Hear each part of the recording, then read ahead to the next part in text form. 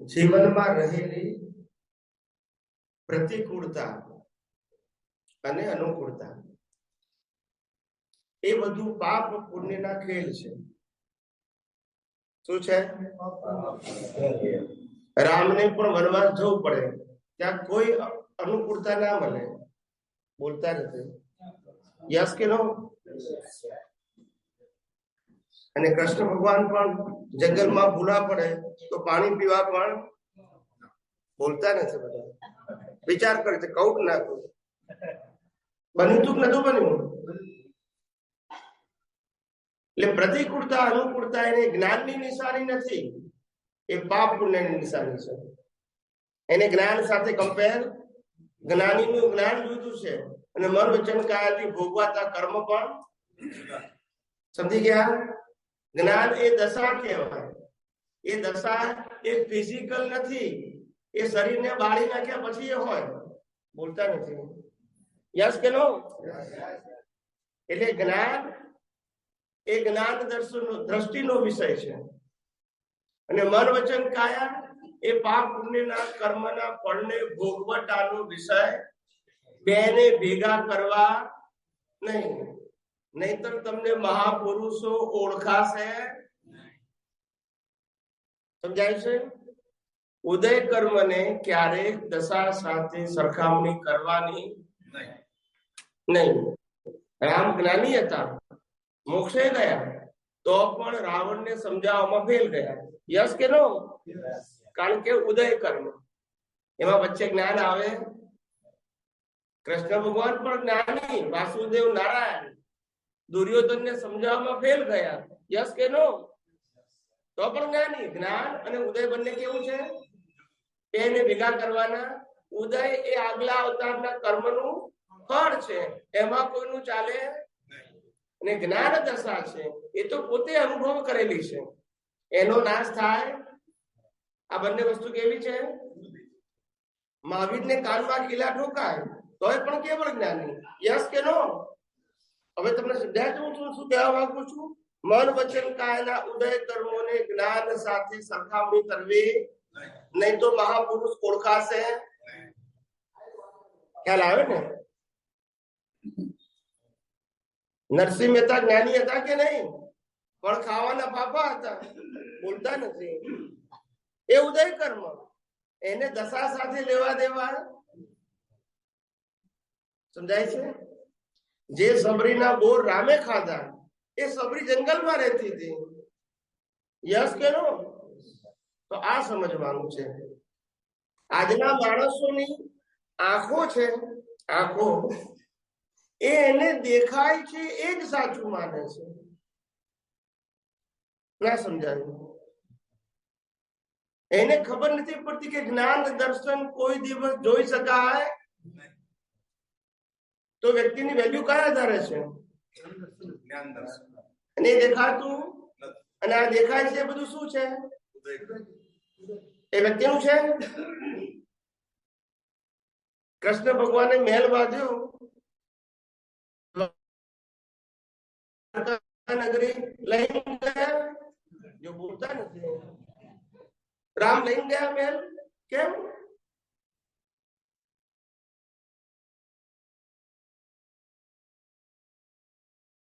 સાથે આવવાનું પણ માટે. પાપ પુણ્યના ખેલ છે. પુણ્ય હોય તો ભેગું થાય. પુણ્ય પરવાર એટલે એને જ્ઞાન દર્શન સાથે લેવા દેવા. જ્ઞાની પુરુષ દાદા ભગવાન જિંદગીના છેલ્લા શ્વાસ સુધી 30 રૂપિયાના ભાડાના મકાનમાં રહ્યા. બોલતા નથી. તો એની સરખામણી એ રીતે કરવાની, એ રીતે કરવાની. અને આજના સાધુ સંતો કરોડો રૂપિયાના મહેલમાં રહે છે, તો આ રીતે સરખામણી કરાય? હવે મારી વાત સમજાય છે? ઉદય કર્મને દશા સાથે કમ્પેરિઝન કરવાની. જો તમારે જ્ઞાનીને ઓળખવા હોય તો, વૈભવને ઓળખવો હોય તો આ આંખોની દ્રષ્ટિ બરાબર છે. દશા આંખોથી ઓળખાય, એના માટે જ્ઞાન ચક્ષુ જોઈએ, ચર્મ ચક્ષુ. સમજાય છે મારી વાત? થોડી થોડી ગળે ઉતરે છે, અઘરી લાગે તો સહેલી કરી આપીશ.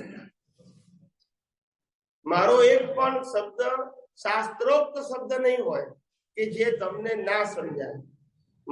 મારી ભાષા સામાન્ય વ્યક્તિઓ બોલે છે એવી જ હશે. એટલે તમારે બુદ્ધિની બહુ જરૂર પડે નહીં. સામાન્ય માણસો કઈ રીતે ઓળખે કે આ જ્ઞાની છે કે આ ફાઈલી નોટ છે એટલે ગાબડા ફાટી નીકળ્યા છે? હા, આપણે પરણવા જઈએ ત્યારે ખબર નથી પડતી કે વાઈફ કેવી છે. પરણ્યા પછી ખબર પડે છે. ત્યાં પૂછતા નથી કે કેમ ની ઓળખવું. જો હવે હશે એટલે સામાન્ય લોકોને હું કહું ને પણ પહેલા તમને તમારું લેવલ તો બતાવું ને. ધંધો કરતા હોય ત્યારે વેપારી પૈસા પાછા આપશે કે નહીં ખબર? કોઈને ઉછીના આપ્યા હોય તો પાછા આપશે કે નહીં ખબર? તો આપીએ છે ને. ત્યાં પૂછતા નથી. ખબર કેમ નહીં પડે?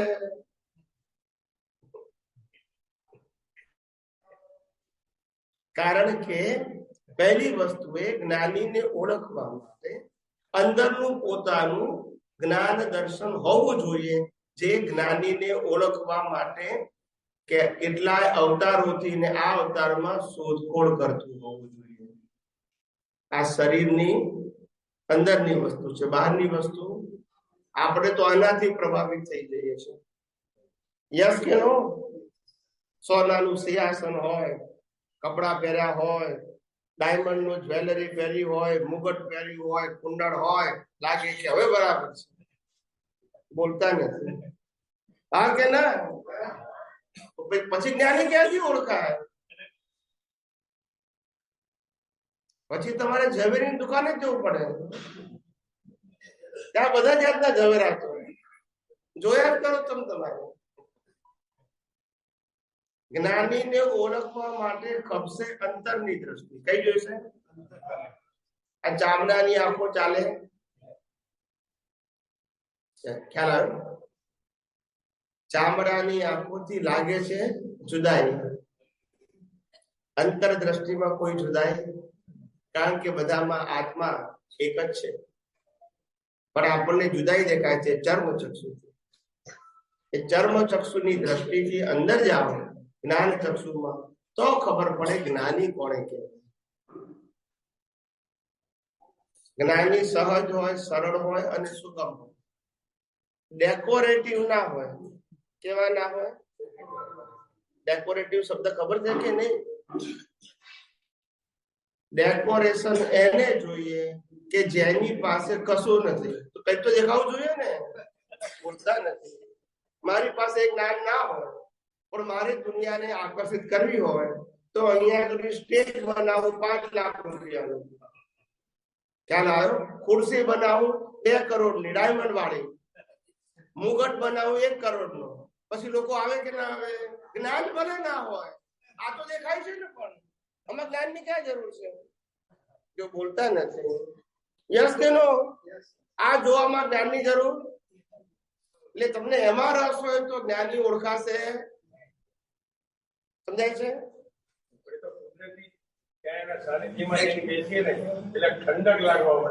એક જણ ખુરશી નાખીને બેસો, વારે ઉભા એવું ના કરશો. ખુરશી નાખીને બેસી જાય. પણ કુદરતી ઘણા ટાઈમથી દાદા ભગવાન માં હર્ષદભાઈ તો છે ત્યાં પાસે જઈને બેસી એટલે શીતલેશિયા એટલે એક બાજુ પંખો ફરતો હોય, આગળ બરફથી પાસ પડી ગયો અને જે ઠંડક લાગે ને એ ઠંડક નાની છે એનાથી લાગે. તમારો આવો અનુભવ છે? પછી બસ એટલે અમે તમે જે બધી વાત કરી કે આવું હોવું જોઈએ, આવું હોવું જોઈએ, એનાથી આકર્ષણ હવે થતું નથી. ના ના, કુદરતી ત્યાં જઈને બેસીએ. તમે બોલ્યા કે જ્ઞાની પાસે જઈએ એટલે આપણને ઠંડક લાગે. જેમ બરફ પાસે જઈએ તો બરફ બધાને ઠંડક લાગે, કોકને લાગે? બરફનો પીસ બધાને હાથમાં આપું તો બધાને ઠંડક લાગે, કોકને લાગે? અને જ્ઞાની પાસે કોકને ઠંડક લાગે મતલબ બરફ નથી. એ તમારે સમજવું. બરફની વાત નહીં, ઠંડકનો મતલબ શું થયો? ના પંખો જે ફરી રહ્યો છે એની બધાને પવન લાગે. પંખાનો પણ બધાને લાગે, માને કે ના માને પંખાને તોય. એમ જ્ઞાની સાચા હોય, હું ના માનતો હોઉં તો ઠંડક જોઈએ ને, કારણ કે બરફ છે ને, પંખો છે ને. જો મારો સ્વભાવ છે તો બધાને લાગવું જોઈએ, અને તમને ગમે છે એટલે લાગવું છું, એ વ્યક્તિગત વસ્તુ છે. એ પછી મારી દશા નથી. કારણ મેં તમારા માથે હાથ મૂક્યો, તમારું કામ થયું, તમને સાષ્ટાંગ કરો, પણ બીજો કે મને કોઈ લાભ જ થયો નથી. હવે સમજી ગયા? એટલે હું તમારી વાતને જુદી રીતે કહેવા માંગુ છું. તમને બેઠેલા કોઈને ઊંધી દ્રષ્ટિ ના બેસે, એટલે જ્ઞાની પુરુષને આવી રીતે નહીં જોવાનું. કોઈને ગમે, કોઈને ના ગમે, કોઈને કોઈ ગુરુ ગમે, ભગવાન તરીકે માને, અને કોઈ કે મારે લેવા દેવાય નથી. બરાબર છે કે નહીં? એ વ્યક્તિગત વિષય છે.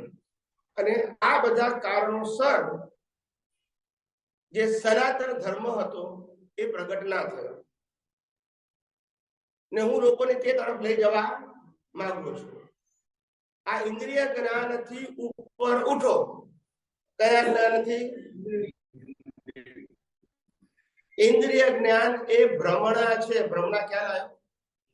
અને ભલ ભલા એમાં ફસાયા છે. માટે આપણે ખરેખર જો સાચો મુક્તિનો માર્ગ જોઈતો હોય તો સનાતન હોવો જોઈએ. સનાતનનો મતલબ જેનો કોઈ બનાવનાર ના હોય, અને જે કોઈ પણ વ્યક્તિ અનુભવ કરી શકે. કોઈની મોનોપોલી, એનું નામ સનાતન. કોઈએ બનાવેલો છે તો સનાતન ના હોય. આ બધા સિદ્ધાંત સમજો. પહેલા સનાતન સિદ્ધાંત સમજો, મારા સિદ્ધાંત નથી કહેતો.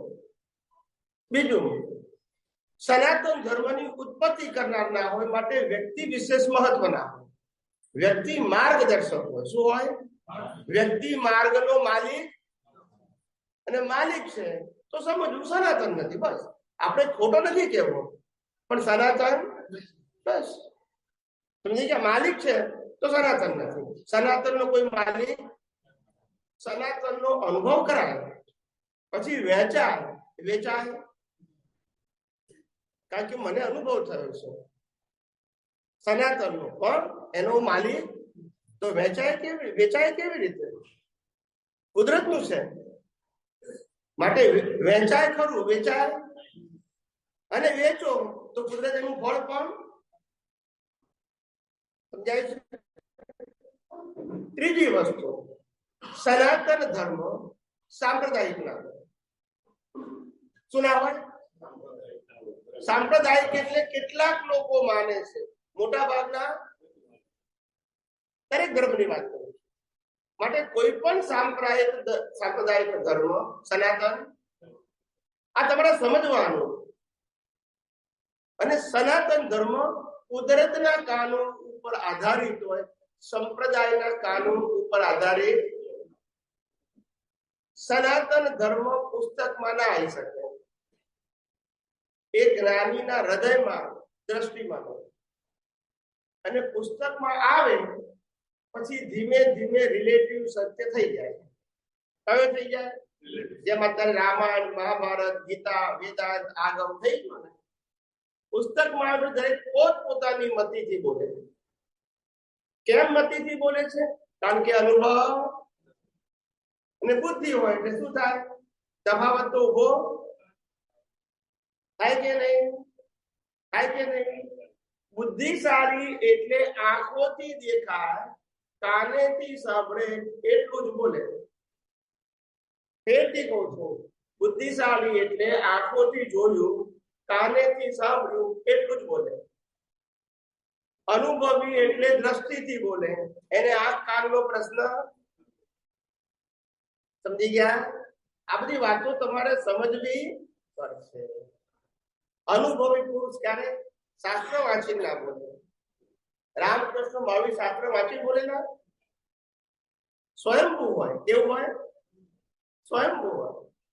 પુસ્તક જે આજે પુસ્તક ભણે છે અને ભણાવે છે, તમને સમજવું પડી ગયું કે આને ટીચર કહેવાય. ના સમજાય. ટીચર એટલે સિલેબસ પ્રમાણે ભણાવવું, પણ એ ટીચરે ચોપડી લખી ના હોય, બોલતા નથી. સમજાય? મારી વાત થોડી સમજાય છે કે નથી સમજાતી? અનુભવી પુરુષ સ્વયંભૂ, એ બોલે એનાથી શાસ્ત્ર બને, પણ એ શાસ્ત્રમાંથી એને અનુભવી. જેનો અનુભવ સ્વયંભૂ હોય, કેવો હોય? કશા ઉપર આધારિત. આ બધું સમજવું પડે સાહેબ. જો તમારે સનાતન કે શાશ્વત માર્ગ પ્રાપ્ત કરવો હોય, સમજવો, ઉપયોગ કે અનુભવ કરવો હોય તો. બાકી સંપ્રદાય કોઈ માર્ગ ખોટા નથી. એ પાપ પુણ્યના માર્ગ છે અને ચારે ગતિમાં ફરવાના માર્ગ છે. એમાં આપણે ખોટું કહેતા, પણ સનાતન માર્ગ છે એ સનાતન એવા આત્માની, સનાતન એવા કાનૂનની અને સનાતન એવા સુખની પ્રાપ્તિ માટે છે. એ ટેમ્પરરી પ્રાપ્તિ માટે, પાપ પુણ્યથી જે પ્રાપ્ત થાય છે એના માટે. પાપ પુણ્યથી જે પ્રાપ્ત થાય પરમેનન્ટ કે ટેમ્પરરી હોય? દેવ ગતિ મળે તો પણ પરમેનન્ટ કે ટેમ્પરરી? હવે સમજી ગયા? સનાતન એટલે કુદરતનું કાનૂન, સનાતન એટલે આધ્યાત્મ વિજ્ઞાન, સનાતન એટલે એને કોઈ બનાવનાર, સનાતનનો અનુભવ કરી શકાય, બનાવી શકાય, સનાતનને વહેંચી શકાય, વેચી શકાય. આ બધા સિદ્ધાંતો સમજો. સનાતનમાં એક પણ વાત સાંપ્રદાયિક ના હોય. હોઈ શકે? હોઈ શકે. સાયન્સમાં એક વાત કોમર્સની હોય, આર્ટ્સની હોય. તો વિચારો પહેલા કે આપણે જે સબ્જેક્ટની વાત કરીએ, ચલો હું વિજ્ઞાનની વાત કરું છું, આધ્યાત્મ વિજ્ઞાન, તો કોમર્સ સાયન્સ આવે તો આપણે ખોટા કહીએ છીએ? ના, ખોટા નથી કહેતા. પણ જેને સાયન્સ સમજવું છે એને આ કામના, એને હાથે ભણવા જાય શું થાય? ઘણી વાર આવે, ખ્યાલ આવે. એટલે આજે હું તમને પહેલા સમજાવું છું, આર્ટ્સ, કોમર્સ અને સાયન્સ એટલે શું એ સમજાવી દઉં. મારી બધી વાતો જુદી હશે, દુનિયાની ચોપડીમાં નહીં હોય. કારણ કે હું ચોપડીમાંથી બોલતો, આપણે બોલતો. આર્ટ્સ એટલે સોશિયલ લાઈફ, આર્ટ્સ એટલે જે વેરાયટી છે બધાની, અનેક પ્રકારની લોકોની સ્કિલ હોય. લુહાર, મોચી, સુથાર, પછી આ ફૂડ બનાવવું, રસોઈ, બધી આર્ટ્સ છે. બધી શું છે? એ બધું એમાં આવે. રમત ગમત, પબ્લિક સ્પીકિંગ, સંગીત, બધી આર્ટ્સ કહેવાય. શું કહેવાય? પેઇન્ટિંગ, એ બધું આર્ટ્સ કહેવાય. એ બધું આર્ટ્સમાં આવે. સોશિયલ લાઈફ શું કીધું? કોમર્સમાં આવે પાપ પુણ્ય, ધર્મ બધા આવે. કોમર્સમાં શું આવે? આમ કરવાથી પુણ્ય થાય, આમ કરવાથી પાપ થાય, ને આમ કરવાથી પ્રાયશ્ચિત થાય. આ ધર્મ બતાવે, એનો કોમર્સ કહેવાય. ના સમજાયું? ના સમજાયું ને? આ કોમર્સમાં શું આવે? પાપ પુણ્ય ને પ્રાયશ્ચિત. પણ તમારી જે એક વાત એટલી બધી આમ ફિટ થઈ ગઈ છે, મન, વચન અને કાયા કર્મો ભોગવવાનું સાધન માત્ર છે અને ક્રિયા માત્ર ડિસ્ચાર્જ છે. આ વાત એટલી બધી સરસ ફિટ. ક્રિયા માત્ર પરિણામ છે, ડિસ્ચાર્જ પરિણામ. તો ડિસ્ચાર્જ કોઈને ખબર ના પડે. પરિણામ તમારા આ શબ્દો છે ને આમ સોચરા ઉતરી ગયા. પણ આપણે કુદરતના કારણે કહું છું કે મારું પોતાનું નથી. હું વક્તા છું. હું કઈ આ સિદ્ધાંતોનું માલિક કે ક્રિએટર. મને કુદરતે જે દર્શન ખુલ્લું કર્યું છે એ જગતને જેમ છે તેમ વહેંચું છું અને કહું છું કે તમને જેટલું સમજાય એટલું તમે બીજાને આપી શકો. કારણ કે જ્ઞાન કુદરતનું છે, મારું માટે મારી પરમિશનની જરૂર. વિજ્ઞાન કહેવા માટે નથી, ધર્મ કહેવા માટે પરમિશન જોઈએ. બોલતા ને ધર્મોના માલિક હોય બધા. વિજ્ઞાનનો માલિક કોણ છે? એમાં હર્ષદભાઈએ થોડુંક વધારાનું ઉમેર્યું છે. ડિસ્ચાર્જ એટલે સંડાસ. વ્યવહારમાં હું જે વાત કરું છું ને એ વાત આપની આગળ રજૂ કરું છું સ્વામીજી, કે કોઈ બીજી જગ્યાએ વાત થાય ને કે ભાઈ જનરલ માણસો, દાદા ભગવાન એમ કહેતા જમતી વખતે ધ્યાન રાખજે, સંડાસ તૂટવાની જરૂર નથી. બરાબર છે. જનરલ માણસો બધા સંડાસ તૂટીને એમાંથી સુખ અને દુઃખ બે ઉભા કરે. એ તો છે. આવું બોલે જવાય છે હર્ષદભાઈજી. એટલે કોઈ જગ્યાએ વાતચીત નીકળે નહીં, એટલે આ શબ્દો નીકળી જાય છે મારા. પણ આપણે તો કોઈને ખોટું લાગ્યું. હા, આપણે સમજાવવા પ્રયત્ન કરો પણ સારી ભાષા. એટલે આપણું કામ શું છે? સમજે તો સારું, ના સમજે તો કઈ નહીં. જે સમજતા હોય આપણે વાંધો શું છે? દરેક પોતે સ્વતંત્ર છે. યસ કે નો? મારે નરકમાં જવું કે દેવલોકમાં જવું સ્વતંત્ર છું. મનુષ્ય બનવું કે પ્રાણી બનવું સ્વતંત્ર છું. પછી આપણે શું કામ ટકો દખલ કરવાની જરૂર? એની જવાબદારી કે આપણી જવાબદારી ઉપર. હા, માર્ગદર્શક બનવું અને ના ગમે તો છોડી દો, એની મરજી. અમે આ આધ્યાત્મિક વિજ્ઞાનમાં કોઈને ના કહીએ કે અમારી વાત તમે સ્વીકારો એવું કહીએ.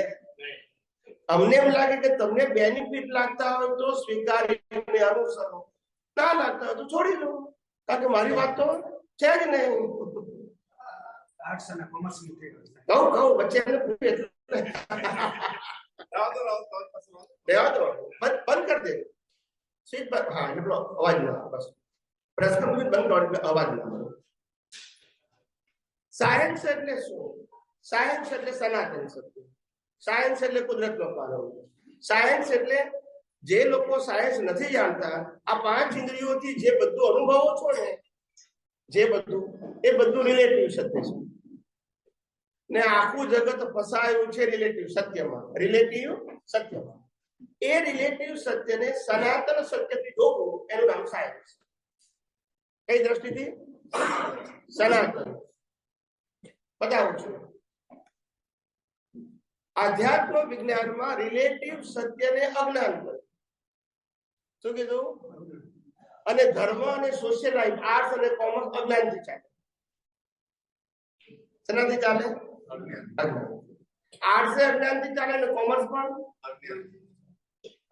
અને સાયન્સ એટલે વિજ્ઞાન, વિજ્ઞાન એટલે સનાતન સત્ય. ખ્યાલ આવ્યો? આર્ટ્સ કોમર્સમાં દરેકના અલગ અલગ વ્યૂ પોઈન્ટ હોય. શું હોય?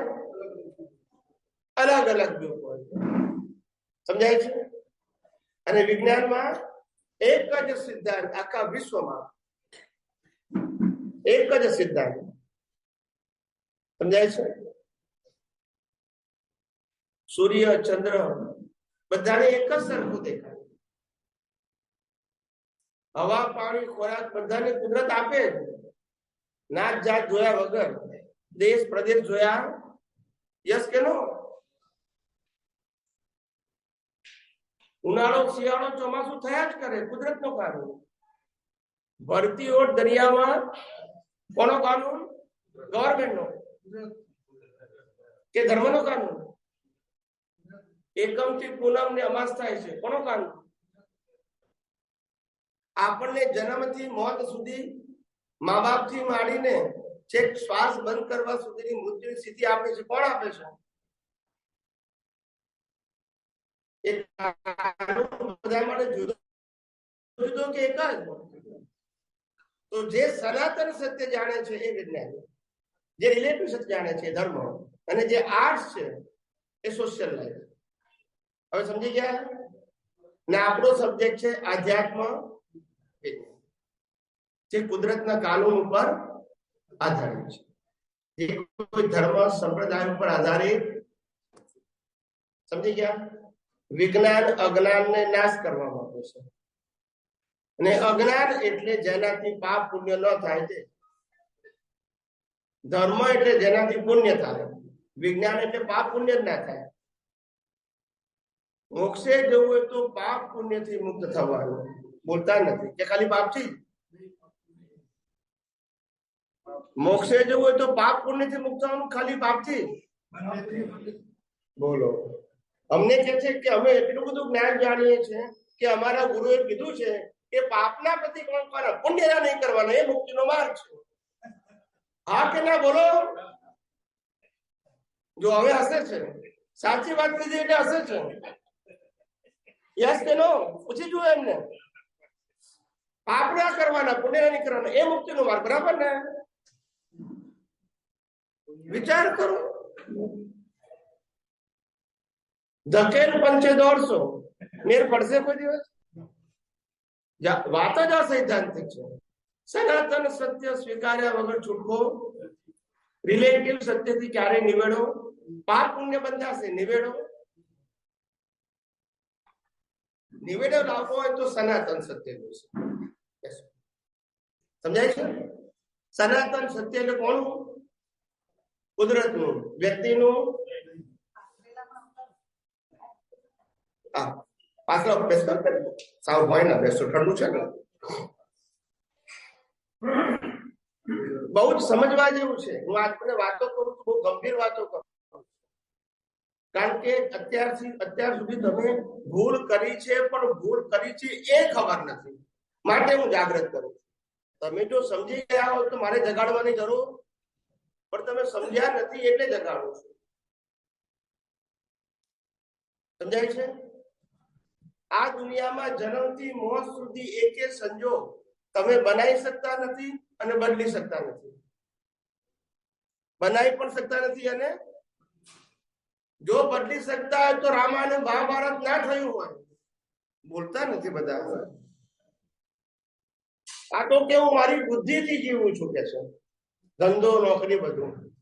તો રામકૃષ્ણમાં બુદ્ધિ નથી તો પછી મહાભારત ને રામાયણ કેમ થયું? બોલતા નથી. જય સચિદાનંદ. જય સચિદાનંદ. સનાતન ધર્મ હમણાં છાપામાં અને આ માઇક આમ રાખો, આમ. હા, બસ બસ. સનાતન ધર્મ હમણાં બહુ સાંભળવામાં આવે, છાપામાં, સમાજમાં બધે. તો સનાતન ધર્મ એટલે શું? કહું. અને હિન્દુ ધર્મ છે એ સનાતન ધર્મ છે કે બીજા ધર્મ સનાતન? કહું. અને જે સનાતન નથી કયો ધર્મ? કહું. બહુ સરસ પ્રશ્ન પૂછો તમે. સનાતન ધર્મ એટલે શાશ્વત ધર્મ. એક વસ્તુ સાંભળજો બરાબર ધ્યાનથી. સનાતન ધર્મ એટલે શાશ્વત ધર્મ. નંબર 2, સનાતન ધર્મનો કોઈ ક્રિએટર ના હોય, એટલે વ્યક્તિ વિશેષ ના હોય. સનાતન ધર્મ કુદરતના કાનૂન ઉપર આધારિત હોય. સનાતન ધર્મ સનાતનની પ્રાપ્તિ માટે હોય, પાપ પુણ્યની પ્રાપ્તિ માટે ના હોય. સનાતન ધર્મ જન્મ મરણની મુક્તિ માટે હોય, 4 ગતિમાં ફરવા માટે. અને સનાતન ધર્મ જીવ માત્ર માટે હોય, પણ એને પ્રાપ્ત ક્યારે થાય કે નીચેના ધોરણો પાસ કરીને એ લેવલે પહોંચે ત્યારે સનાતન ધર્મ એને સમજાય. ખ્યાલ આવ્યો? જેમ પીએચડી થવું હોય તો પેલા બાળ મંદિરમાંથી બધા ધોરણો પાસ કરવા પછી પીએચડી આવે. આપણે સીધું પીએચડી કોણ થઈ શકે? ના થઈ શકે.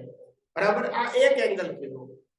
બીજા દ્રષ્ટિકોણથી સનાતન ધર્મ એટલે યુનાઇટેડ વિશ્વ ધર્મ. કયો ધર્મ કહેવાય? વિશ્વ ધર્મ. વ્યક્તિનો નહીં, સંપ્રદાયનો નહીં, રાષ્ટ્રનો નહીં, યુનિવર્સ. અને ભારત વર્ષમાં સનાતન ધર્મ હતો જ. અત્યારે ભલે ઝાંખો પડી ગયો છે, ડિવાઈડ થઈ ગયો છે.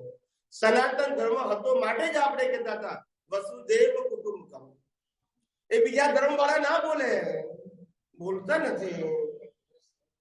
ક્રિશ્ચિયન મુસલમાન ના બોલે વસુદેવ કુટુંબ, બોલે જીવો અને જીવવા દો. એ કોણ બોલે? સનાતન વાળા. મારીને ખાવ ના બોલે. અતિથિ દેવો ભવ સનાતન બોલે, બોલતા નથી બધા. અને આત્માને મુક્તિની વાત પણ સનાતન વાળા કરે. ના સમજાયું? અને અત્યારે હવે જે છાપામાં આવે છે, ન્યૂઝપેપરમાં આવે છે, ટીવીમાં આવે છે, યુટ્યુબમાં આવે છે, એની વાત કરું. એ શેના માટે છે? કારણ કે હિન્દુ ધર્મ સનાતન ધર્મ હતો, પણ ડિવાઈડ થઈ ગયો. ધર્મોમાં ડિવાઈડ થઈ ગયો. એક ધર્મમાં પાછા અનેક ફાટા, અને એમાં પાછી કટ્ટરતા. બોલતા નથી. એટલે આપણે બધાને સનાતન ધર્મથી એક કરવા માટેનો આ પ્રયાસ. જે લોકો કર્મના સિદ્ધાંતને માને છે, પુનર્જન્મને માને છે, આત્માને માને છે અને મુક્તિને માને છે, એ બધા સનાતન ધર્મને માને છે. પછી એ રામ દ્વારા હોય, કૃષ્ણ દ્વારા હોય, મહાવીર દ્વારા હોય, શ્રી દ્વારા હોય, સ્વામિનારાયણ દ્વારા હોય, ગમે તેના દ્વારા હોય, પણ ધર્મ તો એક જ છે ને આપણો. બોલતા નથી. આટલું પેલા સમજાયું કે નહીં? પછી આગળ વાત કરું. આને સનાતન કહેવાય. પણ આપણે તો માર્ગને શું માન લીધું? આપણું ડેસ્ટિનેશન. ભાઈ, હિમાલયની ટોચે જવા માટે એક જ રસ્તો હોય? બોલો. એક હોય કે અનેક હોય? અનેક હોય. તો કયો રસ્તો ખોટો? એકે નહીં. પણ બધાનું ધ્યેય શું છે? બસ એમાં આપણો ધ્યેય શું છે? મુક્તિ, આત્માની પ્રાપ્તિ. એ રીતે સનાતન છે. પણ આપણે સંપ્રદાયોને સનાતન માન્યા, એ ભૂલ કરી.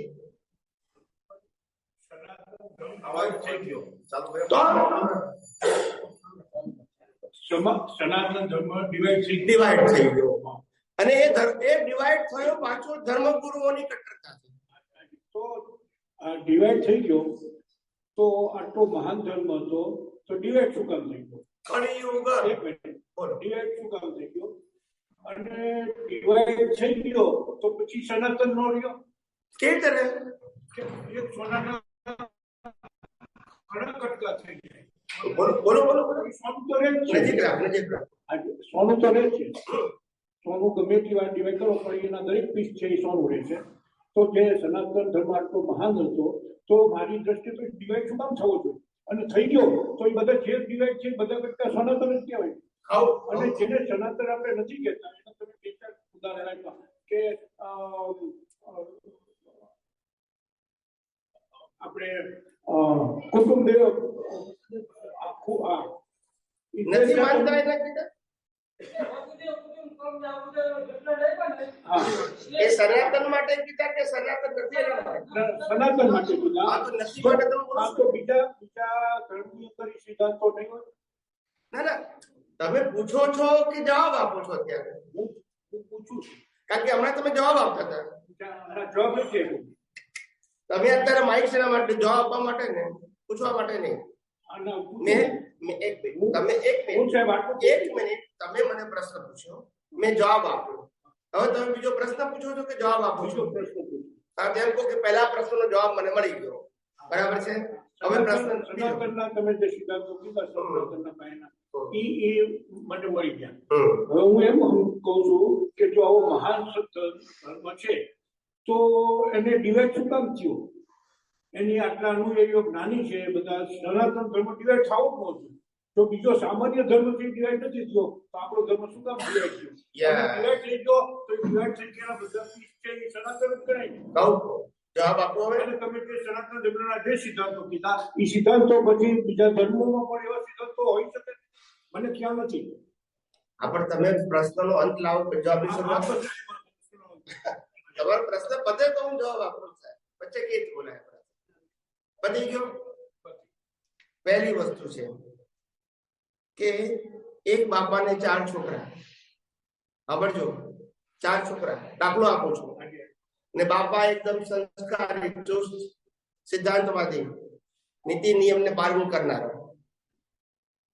સરળ સ્વભાવના, ધાર્મિક અને તપસ્વી અને દાની પણ ખરા. ગામમાં એમનું નામ, બધા લોકો એક સંત તરીકે એમને ઓળખે. અત્યારે સંસારી પણ સંત તરીકેનું જીવન, એવું પવિત્ર જીવન જીવતા હતા. એના 4 છોકરા, અને 4 છોકરાની દિશા જુદી. બાપા શું કરે? માઈક એમને આપો. બાપા ખોટા? આ મેં પ્રશ્ન પૂછ્યો, મેં સમજાયું, એનો જવાબ આપો. બાપા ખોટા કે સાચા? એમને સમજાય નથી. તમને બધાને સમજાય ગયું? તમારું ધ્યાન નહીં આવતું? ઘેર કહ્યું પણ પિક્ચર તમે જોવા જાઓ, અને આખો ઊંચી આપણો ભેટી બતાવો કે ના મેં પૈસા આપ્યા છે. પ્રશ્ન પૂછો તો ધ્યાન તો યાર આપું. હું કેટલો શાંતિ ધીમે ધીમે જવાબ આપું છું, અને સમજાય એવી ભાષા બોલું છું. હું એવી વાતો પણ નથી કરતો કે તમને ના સમજાય. મારી ખામી છે. બીજા સવાલ પૂછે છે ને તમારા સવાલમાં ધ્યાન. પણ પ્રશ્ન પૂછ્યા પછી પેલા જવાબમાં ધ્યાન રાખો. બીજો પ્રશ્ન પૂછવાની તમને ક્યાં ના પાડું છું? એની એક બાપા જે પોતે એકદમ આદર્શ પુરુષ છે, સામાજિક, ધાર્મિક, આધ્યાત્મિક બધી રીતે આદર્શ પુરુષ છે, ને સમાજમાં, ગામમાં એમનું નામ છે. એના 4 છોકરા, પણ 4 છોકરાની પ્રકૃતિ અલગ અલગ, અને બાપાની પ્રકૃતિ સાથે એક પ્રકૃતિ મેચ ખાય તો ભૂલ બાપાની કે છોકરાની? છોકરાની. પણ બાપાએ જન્મ આપ્યો છે ને, પણ તમે ટુકડા બધા એક જ હોવા જોઈએ ને, આ ટુકડા જ છે ને, બોલતા નથી. તો મારી સમજણ એવી છે, મેં તમને ટુકડાનો જવાબ ટુકડામાં આપ્યો. તમારું જે ઉદાહરણ છે મારી દૃષ્ટિ ફિટ નથી દે એ હું શું કરું? મેં ટુકડાનો જવાબ ટુકડામાં આપ્યો. સોનાની વાતો કરું છું, સિદ્ધાંતની વાત કરું છું, અને માણસની વાત કરું. હા, ત્રણ વાત છે. આપણે સિદ્ધાંતની વાત છે, આપણે માણસની વાત કરું છું. આપણે આધ્યાત્મની વાત માણસ સાથે કરવી જોઈએ કે જળ સાથે કરવી? માણસ સાથે. તો પછી હું કરું છું, પછી ભૂલ ક્યાં છે? નહીં, સિદ્ધાંતની વાત છે કે એક સિદ્ધાંતના ટુકડા છે, એક સમાજના એક ધર્મના ટુકડા છે, સનાતન ધર્મના. તો એના ટુકડા છે, એનું બધાનું અસ્તિત્વ એ ખરખું જોઈએ ને. બરોબર. મારી સમજણ તમે એમ કહો મારો પ્રશ્ન પત્ર પર જવાબ આપીશું, વચ્ચે નહીં બોલો. બસ કે મારો મને એક વસ્તુ હું જોઈ તમારી અત્યારની વાતમાં કે સનાતન ધર્મ હતો, આવો મહાન ધર્મ હતો, છતાં એના ટુકડા શું કામ છે? અને જો એવી જ રીતે ટુકડા થઈ જતા હોય તો બીજા ધર્મના એવી રીતે કેમ ટુકડા નથી થયા? અને ટુકડા થઈ ગયા તો એ ધર્મના મૂળ સિદ્ધાંતો તો બધા ટુકડામાં સમાયેલા હોય. એટલે કહી દઉં હવે, પહેલી વસ્તુ એ કે અત્યારે વિશ્વની અંદર જેટલા પણ ધર્મ છે એ બધા ધર્મો ટુકડામાં વહેંચાયેલા છે, બધા ઓલ. એક ધર્મ બતાવો કે જેમાં સંપ્રદાયો ના હોય. એક હવે તમે બતાવો મને. તમે કીધું ને કે કેટલાકમાં નથી, હવે તમારે બતાવવા પડશે.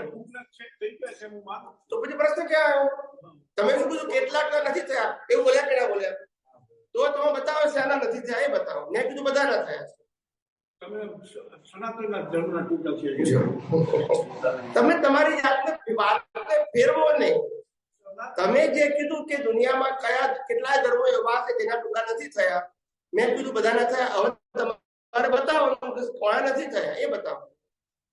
જે ધર્મ સનાતન નથી કરતા તો એના ટુકડા નથી થયા. તમારે દાખલો આપવો પડશે, ગોળ ગોળ જવાબ નહીં. દાખલા તરીકે ઇસ્લામ ધર્મ. હે? ઇસ્લામ ધર્મ. ઇસ્લામ ધર્મ. હા, એક વસ્તુ, એક એક્ઝામ્પલ પૂરતો છે મારે. એક એક્ઝામ્પલ પૂરતો છે. ઇસ્લામ ધર્મમાં કોઈ ફાટા નથી. જો તમે મને આપો ને ફાટા નથી પડે એવું મારે જોઈએ છે. ફાટા નથી પડ્યા એવો ધર્મ બતાવો. આપના નિવેદન ઉપર વાત કરું છું. તમે એમ કીધું કે સનાતન ટુકડા થઈ ગયા છે, એટલે એના ઉપર સનાતન તત્વ ખતમ થઈ ગયું. સનાતન વહી ગયો બધા ટુકડામાંથી. હા, પછી બોલો. હા, બસ એમ ટુકડા થઈ જવાના કારણે સનાતન ધર્મનું અસ્તિત્વ નથી રહ્યું. હા, પછી બોલો. પતી ગયો ને પ્રશ્ન? પતી ગયો, જવાબ આપો. એટલે પહેલી વસ્તુ એ છે કે સનાતન ધર્મ સંપ્રદાય ધર્મમાં રહ્યો છે. શું ના થયું?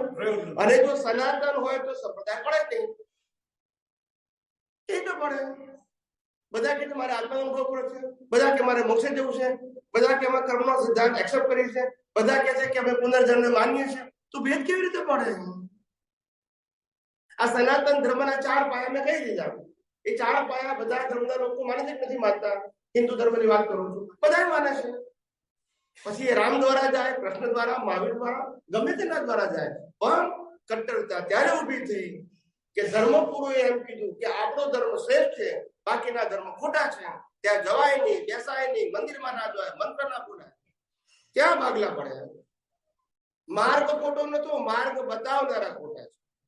હિમાલય ઉપર જનારા તો 50 માર્ગ હતા, એકે માર્ગ ખોટો નથી. પણ કોઈએ કીધું કે આના સિવાય બધા ખોટા. ક્યાં તકલીફ થઈ?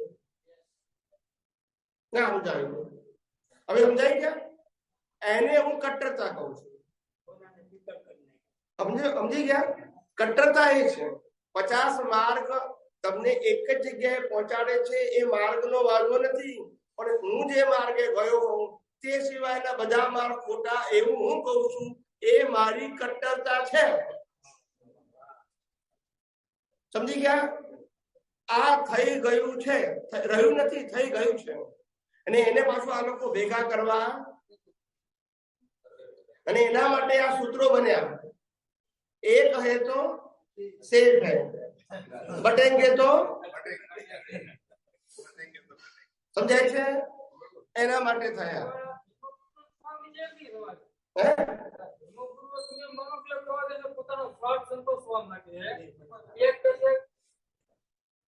આ ધર્મગુરુઓ જે રહ્યા ચાલો થવા દેશે નજીક રાખ. નજીક રાખો, ચાલુ જ છે. નજીક રાખો, જરા દૂર રાખે છે ને.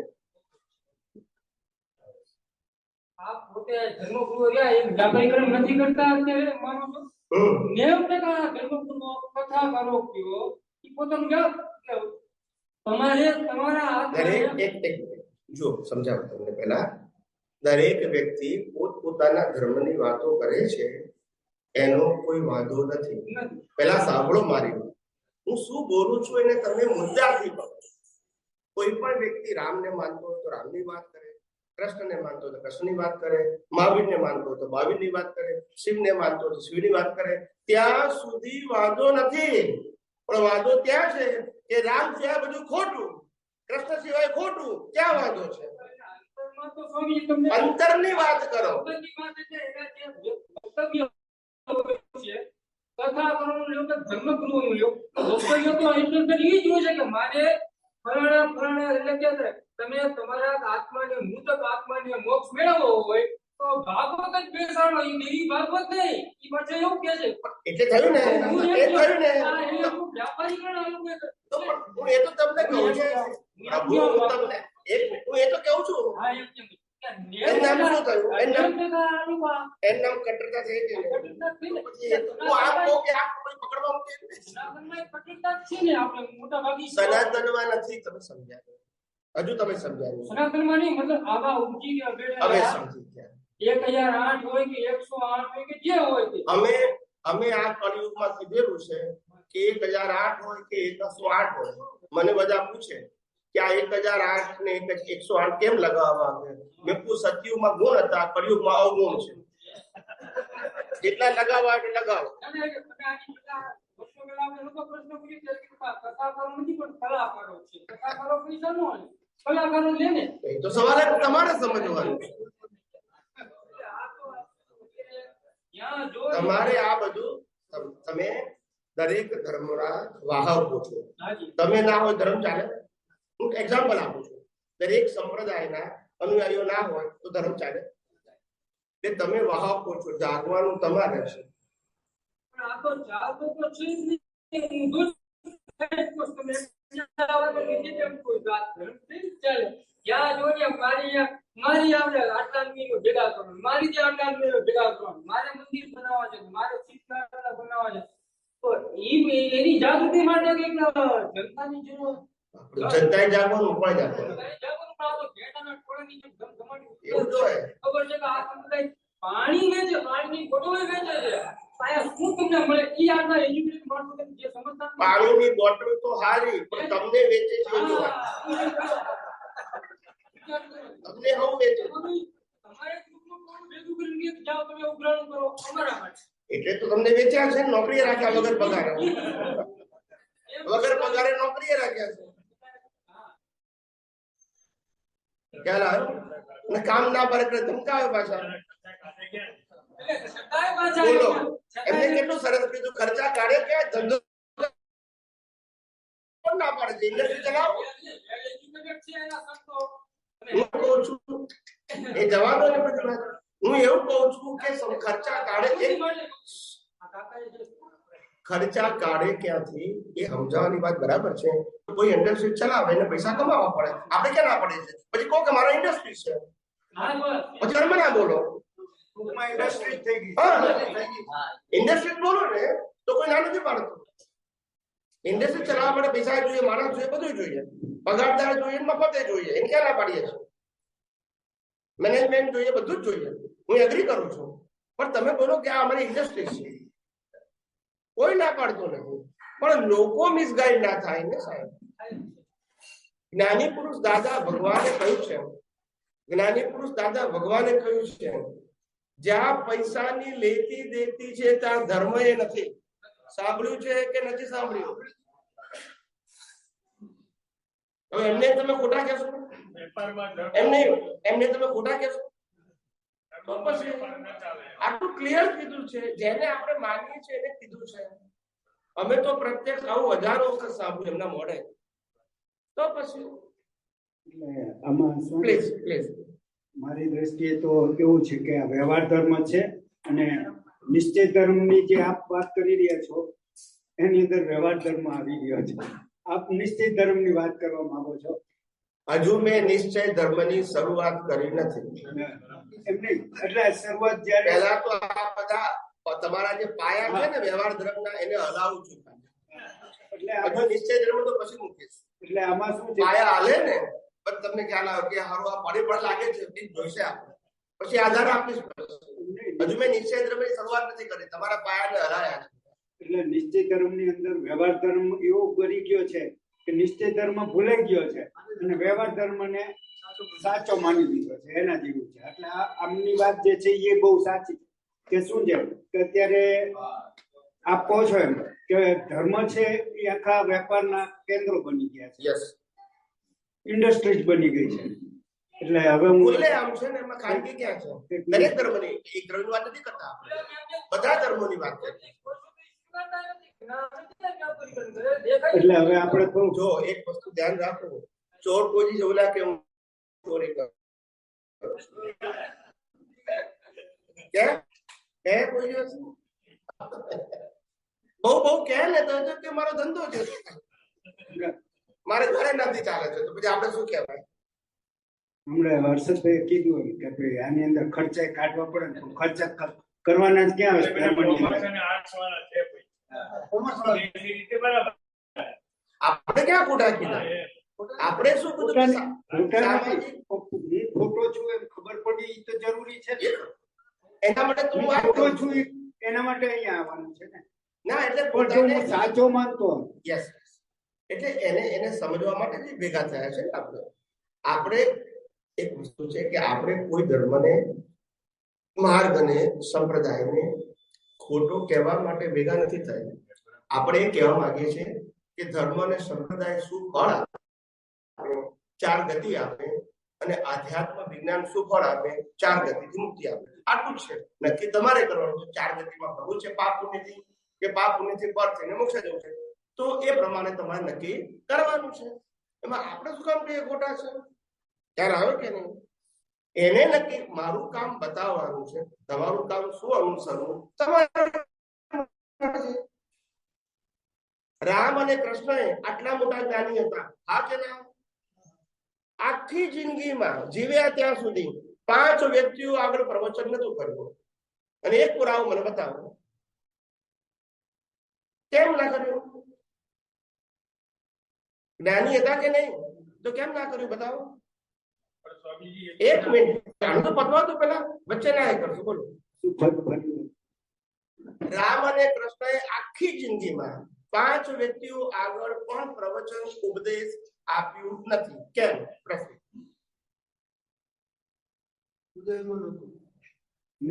જવાબ આપો ને મને. સામે કોઈ એવા જ્ઞાની સમજી શકે એવું કોઈ નહીં મળ્યું હોય, સમજી શકે એવું કોઈ સામે નહીં મળ્યું હોય. સતયુગમાં ને તને કળિયુગમાં બહુ ઢગલાબંધ ભેગા થઈ ગયા. તમારો જવાબ એવો છે ને અધ્ધરતા જેવો. જ્ઞાનીઓ થઈ ગયા. જવાબ પ્રોપર નથી. જવાબ પ્રોપર નથી. સમજાય છે? જવાબ પ્રોપર નથી. એટલે કે તે વખતે પણ આવા સમર્થ રામ અને કૃષ્ણ ભગવાન જેવા સમર્થ પુરુષોને પણ ઓળખી શકે એવી દ્રષ્ટિવાળા માણસો, એક સારા માણસ છે, રાજા છે, સમર્થ પુરુષ છે, આટલું જાણતા હતા. જ્ઞાની છે એવું જાણતા? વિચાર કરો એ કાળમાં. બંધ રાખો ને ભાઈ મોબાઈલ. એમને ફ્લાઇટ મોડ કરી આપો ને ભાઈ. ફ્લાઇટ મોડ કરી આપો. ના, એમને ફ્લાઇટ મોડ કરી આપો. એ વાત સમજવી છે. પેલા કહી દઉં હા, કે આપણે શરીર છે એ કર્મ ભોગવવા માટેનું સાધન. યસ. પછી અંદર જે કર્મનો જે હિસાબ લઈને આવ્યા છે એ ડિસ્ચાર્જ, અને ડિસ્ચાર્જ બધાને બહાર નીકળે. ડિસ્ચાર્જ તો થઈ રહ્યો છે કમ્પલસરી. હવે જયારે ડિસ્ચાર્જ પ્રતિષ્ઠિત આત્મા થઈ રહ્યો છે ત્યારે પાછું જે ચાર્જિંગ પોઈન્ટ આવે છે ચાર્જિંગ પોઈન્ટ ક્યારે આવે એની આપણે જાણકારી કેવી રીતે થાય અને ત્યાર પછી એનું સ્ટાર્ટિંગ કયા બેઝ થી ચાલુ થાય કે જે જાગૃતિમાં આગળ અને ત્યારબાદ આ બધી જે આપણે માન્યતાઓ છે, અભિપ્રાયો છે, ખ્યાલો છે, એ બધું એમાં પૂર્ણ થાય. આના વિશે જરા સમજાવો. બરાબર ધ્યાન રાખજો. હવે હું સમજાવું છું એટલે વચ્ચે કોઈએ પ્રશ્ન પૂછવા માટે હું કહીશ કે હવે કોઈને પૂછવું હોય તો પૂછી શકે. બરાબર છે. પહેલા એમનો પ્રશ્નનો જવાબ વિગતવાર આપું છું. એમાં કોઈએ વચ્ચે પ્રશ્ન પૂછવાનો ના સમજાય તો પેન્ડિંગ રાખજો મગજમાં કે આ મારે પૂછવાનું છે, એનો વાંધો નથી. મારો જે પ્રશ્ન તમને ખ્યાલ આવી ગયો. મારે જે ચાર્જિંગ પોઈન્ટ ઉપર ફોકસ થવો જોઈએ સમજી ગયો. જવાબની શરૂઆત કરું છું. આ દુનિયામાં સુખ અને દુઃખ જેવી કોઈ વસ્તુ નથી. ફેરથી કહું છું, આ દુનિયામાં સુખ અને દુઃખ જેવી કોઈ વસ્તુ નથી. સુખ અને દુઃખ એ તમારી વ્યક્તિગત માન્યતા છે, પણ કર્મનો ભોગવટો તો રામકૃષ્ણ મહાવીરને પણ ફરજિયાત હતો. સુખ દુઃખ ફરજિયાત નથી, એ તમારી માન્યતા છે. એક જ અવસ્થા તમે સુખ બી માની શકો અને દુઃખ પણ માટે એ માન્યતા છે. હું માન્યતાની વાત કરતો નથી. હકીકતમાં દરેક વ્યક્તિએ પોતાના કર્મ બાંધેલા ભોગવા પડશે. એ કર્મ અને કર્મનું ફળ ભોગવટા સિવાય બીજું કશું નથી. અને સુખ દુઃખ એ તમારી કલ્પના છે. શું કીધું? સમજાય છે? કેટલાકને લગ્ન કરવા છે પણ છોકરા કે છોકરી મળતા નથી એટલે દુઃખી છે, અને મોટા ભાગના પરણ્યા પછી કોણ? દરેકની પોતપોતાની. કેટલાક કે છે અમારે છોકરા નથી એટલે દુઃખી છે, બાધા રાખીએ છીએ, અને કેટલાક છે એટલે દુઃખી છે. પોતપોતાની. યસ કે નો? કેટલાક કે છે મને નોકરી નથી, ભણેલો નથી એટલે હું દુઃખી છું. કેટલાક કે છે હું ભણેલો છું એટલે દુઃખી છું કારણ કે નોકરી નથી, બોલતા નથી. કેટલાક કે છે મને નોકરી છે તોય દુઃખી છું કારણ કે પગાર પૂરતો મળતો નથી, બોલતા નથી. કેટલાક કે છે મને પગાર તો આપે છે પણ પ્રમોશન નથી આપતા એટલે દુઃખી છું. કેટલાક કે છે પ્રમોશન તો આપ્યું પણ ટ્રાન્સફર કરી એટલે દુઃખી છું, બોલતા નથી. તો સુખ દુઃખ એ હકીકત છે કે કલ્પના છે? ને કલ્પનાની વાત કરવાનો કોઈ મિનિંગ? તમારે જે માનવું હોય માનો. યસ કે નો? કલ્પના એ હકીકત વ્યક્તિગત માન્યતા છે. કલ્પના કહેવાય કે સમજણ છે? કલ્પના કહેવાય કે સમજણ કહેવાય? સમજણ એનું નામ કહેવાય કે ગમે તેવા મુશ્કેલીમાં રસ્તો કાઢે. આ તો ફસાવાની વાત છે, એને સમજણ કહેવાય. એક કાકાએ આજથી 25 વર્ષ પહેલા પ્રશ્ન પૂછ્યો હતો મુંબઈમાં. 70-75 વર્ષના હતા. મને કે જીવનમાં ભૂલ ક્યાં થઈ એ બતાવો. આ ભોગવીએ છે ને એની ભૂલ ક્યાં થઈ ગઈ છે ના સમજાય. 70-75 વર્ષે પણ હજુ ભોગવીએ છે. ભૂલ ક્યાં થઈ અમારી એ બતાવો. મેં કહું 7 થયા પડે અત્યારે ના સમજાય. ના સમજાય ને પછી આ ઉભો થઈને માયાની જાળ. તો મને કે હવે ઊંધા ફરીએ કોઈ નિયમ નથી ને. ખ્યાલ આવે ને? બંધાવાનો નિયમ છે, છૂટવાનો ઉપર જાવ છૂટાય. એટલે અજ્ઞાન માન્યતા. 7 ફેરા એટલે અજ્ઞાન માન્યતા. આ તો ખાલી રૂપક મેથડ. આ અજ્ઞાન માન્યતાથી આપણે બધા પસાર થયા છે. સુખ દુઃખ જેવી વસ્તુ નથી. કોઈ મોટું મંદિર હોય, દિવાળીનો તહેવાર હોય ને આપણે મંદિરમાં દર્શન કરવા ગયા હોય નવા કપડા પહેરીને, અને ભગવાનની દર્શન કરી, ભક્તિ કરી, પ્રાર્થના કરીને પાછા આવતા હોય, અને કોઈ ભિખારી ઉભો હોય બચારો, ગરીબ કપડા પહેરેલા હોય, શરીર પણ આવું હોય ને આપણને લાગે કે ચલો આ મોટો દિવસ છે, દાન પુણ્ય કરીએ એટલે આપણે 10 રૂપિયા આપીએ. એને સુખ લાગે કે દુઃખ લાગે? સુખ લાગે. થોડી વારથી તમે ત્યાં ઉભા છો. એક ફેમિલી હતી, તે મોટી BMW ગાડી લઈને આવ્યા, 2 કરોડ રૂપિયાની, અને એ લોકો પણ દર્શન કરીને બહાર આવ્યા, અને તમે એના માલિકને 10 રૂપિયા આપ્યા, તો બોલતા નથી. રૂપિયામાં ખામી છે કે આપનારમાં ખામી છે? કોણમાં ખામી છે? એ લેનારમાં નહીં. એકને સુખ લાગ્યું, એકને દુઃખ લાગ્યું. આપનારનું શું નોટ બી એક જ છે, તો ભૂલ ક્યાં છે? માન્યતામાં. તો સુખ દુઃખ હકીકત છે કે માન્યતા છે? ખ્યાલ આવ્યો? આજે કોઈ નહીં, અત્યારે શું 5 વર્ષ પછી બદલા જો બોલતા નથી. આજે છોકરાને ગમે ને પ્રેમ આવે, ને 25 વર્ષ પછી બદલાય શું?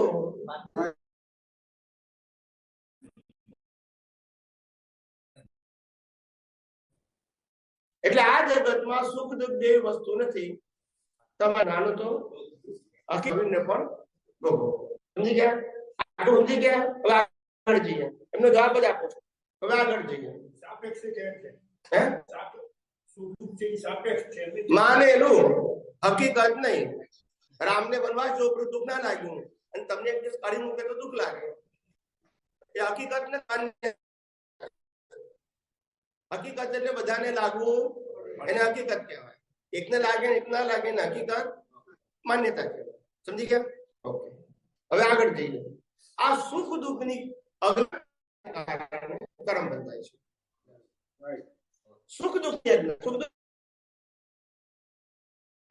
માનીએ છે એટલે આપણને સુખ ગમે છે ને દુઃખ ગમતું. અહીંયા રાગ કરીએ ને અહીંયા સમજી ગયા? પણ સુખ દુઃખ બે વસ્તુ. આગળ સુખ દુઃખ ભોગવીએ છીએ મન વચન કાયાથી. કરેક્ટ? હા કે ના? હવે આ શરીર છે એ શું છે જોઈ લો.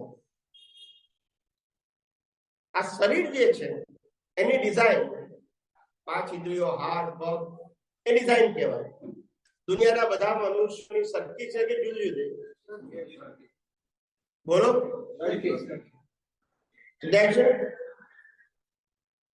8 અબજની વસ્તી છે. બધાની ડિઝાઇન કેવી છે? એક સરખી કેમ છે? મારું શરીર હોય તો મારી ચોઈસ ના હોવી જોઈએ? એ મારી પાસે રાત જોઈએ છે. તો મકાનમાં ચોઈસ, ગાડીમાં ચોઈસ, શરીરમાં ચોઈસ નહીં. બોલો ને. છે? કારણ કે આ ડિઝાઇન કુદરતે બનાવી છે. બધા મનુષ્યો આ જ પ્રમાણે ડિઝાઇન વાળા હોય. યસ કે નો? પહેલું ડિઝાઇન કુદરતે બનાવ્યું. હવે આ શરીરની વાત કરું. આ શરીર પંચમહાભૂતનું બન્યું છે. પૃથ્વી, જળ, વાયુ, અગ્નિ, આકાશ. યસ કે નો? એ પંચમહાભૂત કોના છે? ડિઝાઇન એ કુદરતનું, શરીર પણ. હવે આ શરીરને 80 થી 100 વર્ષ જીવતા રાખવા માટે શરીરને શું જોઈએ? હવા, પાણીને. એ પણ કોણ આપે? બોલો. ડિઝાઇન કુદરતની, શરીર કુદરતનું, હવા, પાણી, ખોરાક કુદરતના. એને પચાવીને લોહી બનાવવું ને શરીરના બધા ભાગમાં પહોંચાડવાનું કામ કોણ કરે છે? કે માણસ રાખ્યો છે કોઈ? કુદરત કરે. છેલ્લે શ્વાસ બંધ કોણ કરે? આ પંચમહાભૂત ક્યાં મળી જાય? તો પછી આપણું શું છે? આપણે કશું નથી, એના માટે જીવીએ છીએ. બરાબર ને? નહીં બોલો ને. જવાબ હોય તો બોલો ને. એમ પૂછું છું. છે કશું આપણું? અચ્છા, એનાથી આગળ વાતો. જો શરીર જ કુદરતનું હોય તો સંબંધ, સત્તા, સાધન કોણ? બોલો ને. તો આપણે તો મારું મગજ મરી છે. સાચી વાત આજે નહીં તો લાખ અવતારે સ્વીકારવી. યસ કે નો? ખોટી ને સાચી માનશો તો દાડા નીકળશે ખરા, વળશે. યસ કે નો? એક દિવસ તો ખબર પડવું પડશે કે આ સાચું ના ખોટું છે, ખોટું છે. એનાથી દાડા નીકળશે ખરા, પણ વળશે. સમજાય છે? હવે જયારે શરીર આપણું નથી, સત્તા, સંપત્તિ, સંબંધ, સાધન આપણા નથી, આ જગતમાં સુખ દુઃખ નથી, તો પછી મારે શરીર માટે જીવવું કે આત્મા માટે જીવવું એ નક્કી કરવું. આત્મા અવિનાશી છે. આત્મા અનંત શક્તિ વાળો છે. આત્મા અનંત સુખ વાળો છે. યસ કે નો? યસ. તો મારે આત્મા માટે જીવવું કે શરીર માટે એ નક્કી કરો. આત્મા. અને આત્મા માટે પાપ પુણ્યની જરૂર નથી. બોલતા નથી. આત્મા માટે પાપ પુણ્યની જરૂર નથી. સાચી જ્ઞાન દર્શનની જરૂર. યસ કે નો? યસ. જ્યાં જ્ઞાન દર્શન તો ઊંધું છે, સાંપ્રદાયિક છે. સનાતન ક્યાંથી પ્રાપ્ત થશે? જ્ઞાન પણ સનાતન જોઈએ, દર્શન પણ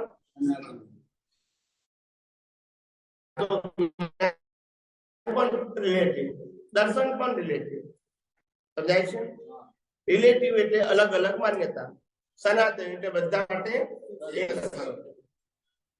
સમજી ગયા? આના કારણે આપણે બધા આ દુનિયામાં ભટકી રહ્યા છે.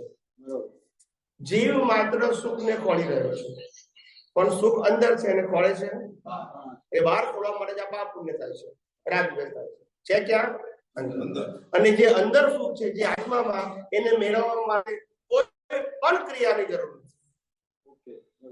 ક્રિયાથી જે પણ મળશે એ વિનાશી હશે, અને જ્ઞાન દર્શનથી મળશે એ અવિનાશી. પણ કયું જ્ઞાન?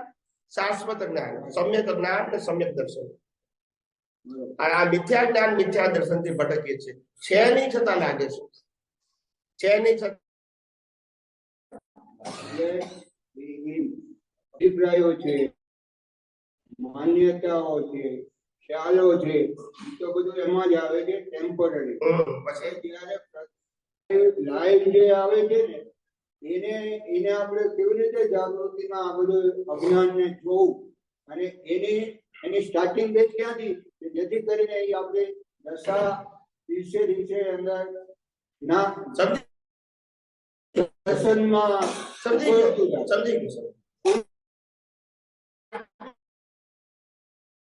સમજી માટે એટલે એક જ્ઞાન અને દર્શન. એ જ્ઞાન અને દર્શન સમ્યક. સમ્યક એટલે આત્મા લક્ષી, મિથ્યા એટલે શરીર અથવા સંસાર લક્ષી. સમજી ગયા? આ બે જ ભાગ છે. ત્રીજો ભાગ જ્યાં સંસાર ને શરીર લક્ષી છે એ બધું મિથ્યા જ્ઞાન છે. આત્મા લક્ષી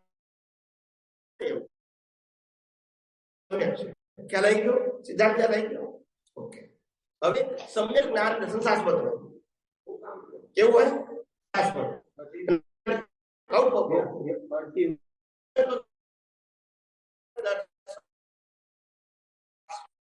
શાશ્વત એટલે કાયમ.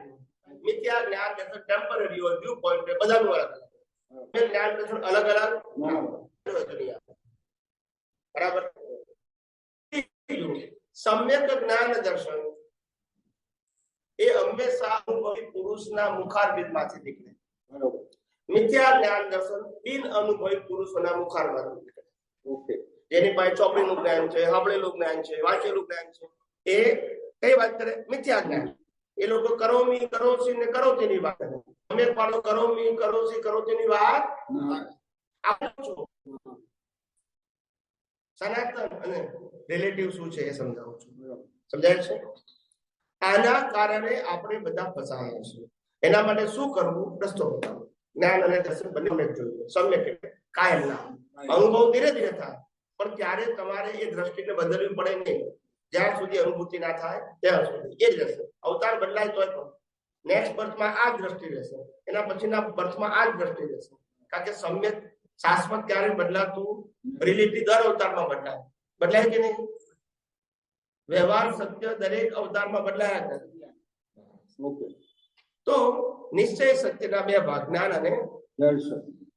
એમાં જ્ઞાન કોને કહેવાય? સનાતન. હું નિશ્ચય નિર્ણયથી કેવળ શુદ્ધ આત્મા છું, ચેતન છું, અવિનાશી છું, અનંત શક્તિ વાળું છું. આ સમ્યક જ્ઞાન છે. એ લાખ અવતારે બદલાશે નહીં. તમારો કયો ધર્મ સંપ્રદાય, ગામ, પ્રદેશ, દેશ વચ્ચે આવશે નહીં. સનાતનમાં કશું વચ્ચે ના. એટલે આ જ્ઞાન જોઈએ, સનાતન જ્ઞાન, સમ્યક જ્ઞાન. એવું દર્શન સમ્યક જોઈએ. તો સમ્યક દર્શન શું છે? કે આ બ્રહ્માંડ, એમાં મન વચન કાયા પણ આવી ગયા.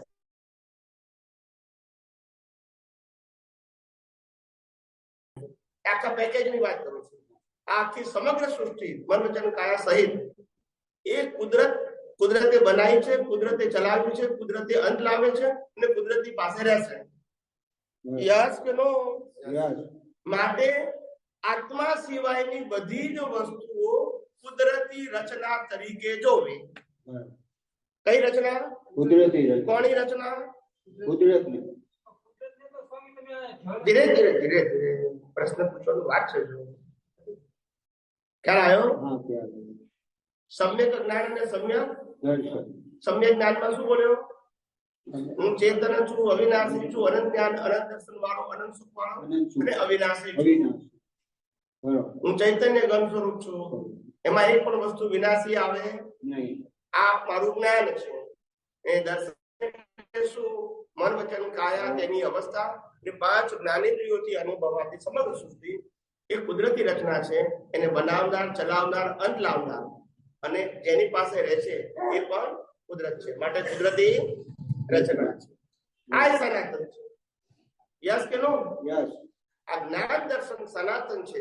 એ તમારી દ્રષ્ટિમાં ફિટ થઈ જાય. તમને બધી દશા, બધી અવસ્થાઓ આ સમ્યક જ્ઞાન, સમ્યક દર્શનથી જોતા આવડે. આ જ છૂટવાનો માર્ગ છે.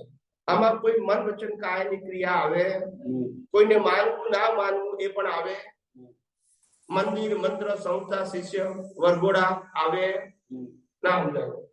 સનાતનમાં ના આવે, રિલેટિવમાં આવે. સમજી ગયા? આ મેં તમને રસ્તો બતાવ્યો. હવે બોલો.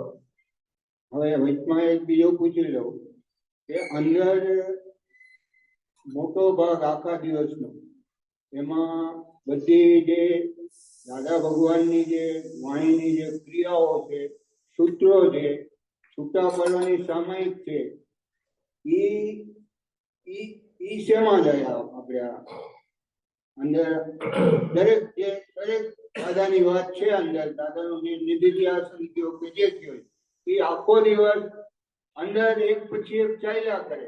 અમુક ચાલ્યા કરે છે, અમુક બુદ્ધિના હેન્ડલથી જ ચલાવી દી અને એમાં બધું આવી જાય. સામાયિક છૂટા પાડવાની રિયલ પોઈન્ટથી હું શુદ્ધાત્મા છું, રિલેટિવ પોઈન્ટથી નટું જોઈએ. સમજી ગયો? સમજી એ બધું શેમાં જાય?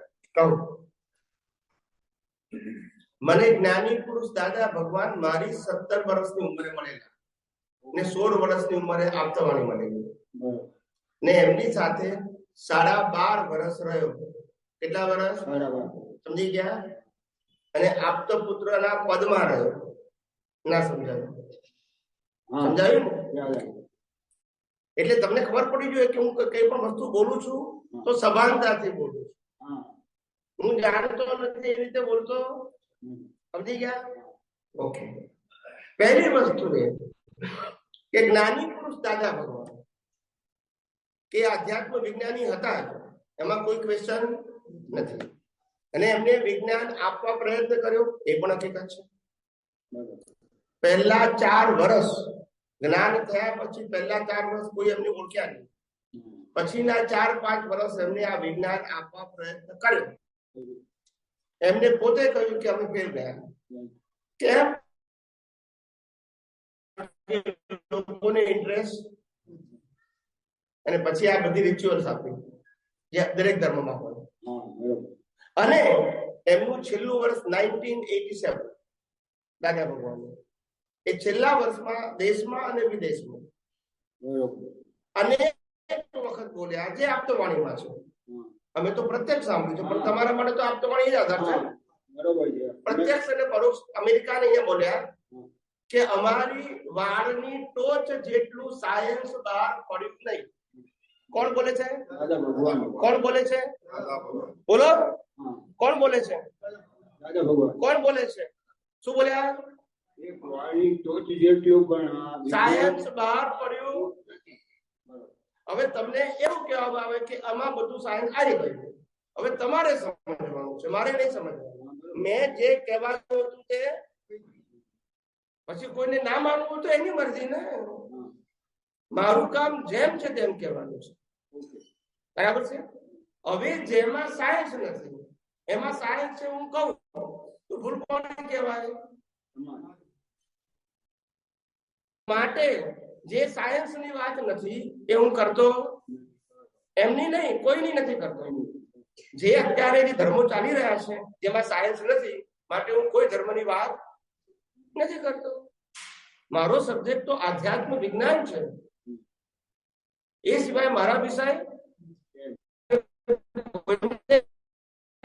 મને આ ધર્મ ગમે છે તો ત્યાં જઈ શકે છે, એ એની સ્વતંત્રતા છે, એમાં કોઈ વાંધો લેતો નથી. પણ મારી પાસે આધ્યાત્મ વિજ્ઞાન સિવાય કશું નથી જે કુદરતના કાનૂન ઉપર આધારિત છે. એ સનાતન સત્ય છે. જે રામકૃષ્ણ મહાવીરે અનુભવ્યું એની હું વાત કરું છું. અત્યારે જે વાત કરે છે ચોપડીઓ વાંચીને એની હું વાત કરતો નથી. સમજી ગયા? એટલે તમે બીજી બધી વાતો કરશો એનો વ્યક્તિગત જવાબ આપીને હું શું કરું?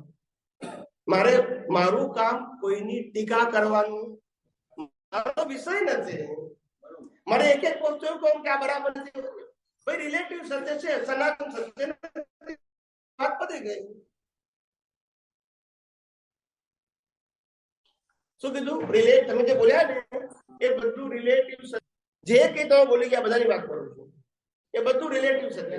બે પાઠ પાડ્યા એ દર્શન જે છે સમ્યક દર્શન, હા, એ આખું પેકેજ રિલેટિવ માં આવે છે. બરોબર? ના ના ના સમજાવો છો સર.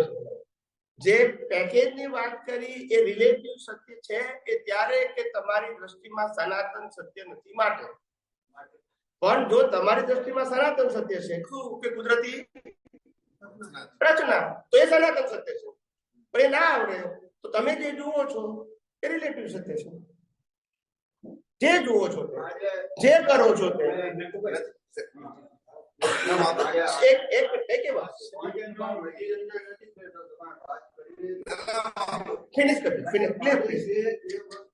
પ્રભુ કઈ વાત ડિસ્કશન ના કરો. જેનાથી પૂર્ણાહુતિ આવે એવી છે એ પોઈન્ટ હું ઓકે સમજવા ઓકે પ્રભુ એટલે મારે સર સ્વામીની એ સમજવું છે. હમણાં તમે કીધું પણ આજે દર્શન છે સમ્યક દર્શન, એ તમે શું કીધું? સમ્યક દર્શન એટલે આ જગતનું સનાતન સત્ય. મિથ્યા દર્શન એટલે આ જગતનું રિલેટિવ સત્ય. હવે તમે નક્કી કરો કે મારે શું ફોલો કરવું છે. હું રિલેટિવ સત્યની વાત નથી કરતો. બરાબર છે? હવે તમે રિલેટિવ સત્યનો પ્રશ્ન પૂછો તો હું શું કહું? મારું કામ એને ખોટું કહેવાનું. મેં કીધું કે રિલેટિવ સત્ય છે, સનાતન નથી, પતી ગયું. બીજું શું કહું? બીજું શું કહી શકું? ને ચાર ગતિમાં ફરવું હોય તો રિલેટિવ સત્ય જરૂરી પણ છે. પાપ પુણ્ય માટે જરૂરી પણ છે. હું ક્યાં ના પાડું છું? હું તો જેને પાપ પુણ્ય ના થાય એવા અજ્ઞાનનો નાશ કરવા માટેની વાત કરું, જેને જન્મ મરણ ના થાય એ મારો વિષય છે. ચાર ગતિમાં ફરવું એ મારો વિષય નથી. એટલે શેનાથી પુણ્ય થાય, શેનાથી પાપ થાય, શેનાથી પ્રાયશ્ચિત થાય એ મારો વિષય જ નથી. મને હજી અંદર નથી તમારો બોલવાનું નથી. મારે ગોઠવણીમાં એ ડિસ્ચાર્જ અને જે ચાર્જિંગ પોઈન્ટ છે એના ઉપર જો ફોકસ આવે. કઈ દો ટૂંકમાં કહી દો, કઈ વાત. જો પહેલી વસ્તુ એ કે આ જગતમાં ચાર્જિંગ થાય છે રિલેટિવ સત્યના જ્ઞાનથી. ઓકે, એનાથી પાપ પુણ્ય પ્રાયશ્ચિત થઈને છે અને એનાથી ચારે ગતિ પણ છે. અને જ્યાં સુધી રિલેટિવ સત્ય જાણશો પછી સંપ્રદાય ધર્મ પણ છે અગત્યનું નથી, બધું રિલેટિવ સત્ય છે. બરાબર છે? ત્યાં સુધી પાપ પુણ્ય પ્રાયશ્ચિત અને ચાર ગતિમાં ફર્યા થાય. ખ્યાલ આવી ગયો? અને જો તમને સનાતન સત્ય મળી ગયું એનો જેમ જેમ ઉપયોગ કરશો એમ અજ્ઞાન નાશ થશે કે જે અજ્ઞાનથી પાપ પુણ્ય થાય છે. અજ્ઞાન નાશ થાય તો એ અજ્ઞાનના આધારે પાપ પુણ્યનો પણ નાશ. ખ્યાલ આવી ગયો? અને જે દિવસે અજ્ઞાન 0 થઈ ગયું એ દિવસે મુક્તિ. પછી કર્મ ના બંધાય. પછી ન બને બસ. તો આ અજ્ઞાન કાઢવાનો રસ્તો છે. 1% થી માંડીને 100% સુધીનું અજ્ઞાન કાઢવું એનું નામ આધ્યાત્મ વિજ્ઞાન. ખ્યાલ આવ્યો? અને રિલેટિવ સત્ય પાકું કરવું એનું નામ ધર્મનું જ્ઞાન. હવે હું એક મારા જીવન પ્રયોગનો દાખલો દઉં કે જમવા બેઠા જ આપણે તો આમ તો બે વસ્તુ જ્ઞાન અજ્ઞાનની પેરેલલ જ ચાલવી જોઈએ. હવે જમવા બેઠા એટલે હું એમ અંદરથી બોલાય એટલે સમજી ગયો કે કેવું? બંધ ભાષામાં સમજી ગયો. ત્યાં નટુભાઈ જમવા બેઠા છે અને જે ક્રિયા બધી થઈ રહી છે એ બધી ટોટલી કુદરતી રચના છે, રચના છે અને એનાથી નોખો એવો હું શુદ્ધ આત્મા છે. અનંત જ્ઞાન વાળો અવિનાશી અરૂપી અને ચૈતન્ય ઘન છું. બસ. આ મારું સ્વરૂપ બસ. બધી જ અવસ્થા, આ બધી જન્મથી મોત સુધીની અને ઉઠીએ તે ઊંઘીએ સુધીની બધી જ અવસ્થામાં શુદ્ધાત્મામાં રહેવું અને કુદરતી રચના જોવું. એટલે આટલું બે જ વસ્તુ એટલે આ જાગૃતિના સ્ટેપમાં ગયું જાગૃતિમાં. હવે આમાં આમાં કશું મન વચન કાયથી કરવાનું આવે? હા આમાં પ્રતિક્રમણ કરવાનું એનું આવે ને. આને જે કરવું હોય એ કરે, હા જ્ઞાન દર્શનમાં ના આવે. બરોબર જ્ઞાન દર્શન. આ અતિક્રમણ કરે, પ્રતિક્રમણ કરે, સામાયિક કરે, આરતી કરે, પૂજા કરે, ઉપવાસ કરે, બધું કરે, પણ આપણે જોવાનું કુદરતી. રચના. બરાબર છે? એટલે કરવું ના કરવું પછી રહ્યું ના, ના. બસ. તો પછી હવે આના અનુસંધાનમાં આજે આપણે તમે વિજ્ઞાન બહાર પાડ્યું અને દાદા ભગવાને જે આ કાળના વિશે લોકોને સીધું પચે ને એટલે 5 આજ્ઞા આપી. બરાબર છે. હવે આ 5 આજ્ઞા અને આ વિજ્ઞાન ને બેને શું સંબંધ? કઈ 5 આજ્ઞા વિજ્ઞાન ના સમજાય ત્યાં સુધી છે. ઓકે વિજ્ઞાન ના સમજાય ત્યાં સુધી બરાબર છે. વિજ્ઞાન સમજાય તો આજ્ઞાની જરૂર નથી. હા બરોબર છે. સમજી ગયા? એમાં આવી ગયું. બસ. વિજ્ઞાન એ છેલ્લમ છેલ્લી વસ્તુ હા છે. Okay okay. પણ એનાથી નીચે આજ્ઞા અને એનાથી નીચે આ બધી સત્સર્જનની ક્રિયાઓ. સમજાય છે? એટલે કશું ખોટું નથી, હા પણ આપણી તકલીફ શું છે? આપણી તમારી ક્યાં પાછળ પાછળ સામાન્ય વ્યક્તિઓની તકલીફ શું છે કે સ્કૂલમાં ભણે છે ને ત્યારે બધાને જ્ઞાન છે કે હું 5મા ધોરણમાં પાસ થઉં પછી મારે શું કરવાનું? છઠ્ઠામાં. કેમ જવાનું? પ્રગતિ માટે. પ્રગતિ માટે. કરેક્ટ? આ જ્ઞાન બધાને છે કે નહીં? અને 5મા મારે છઠ્ઠામાં જવું હોય તો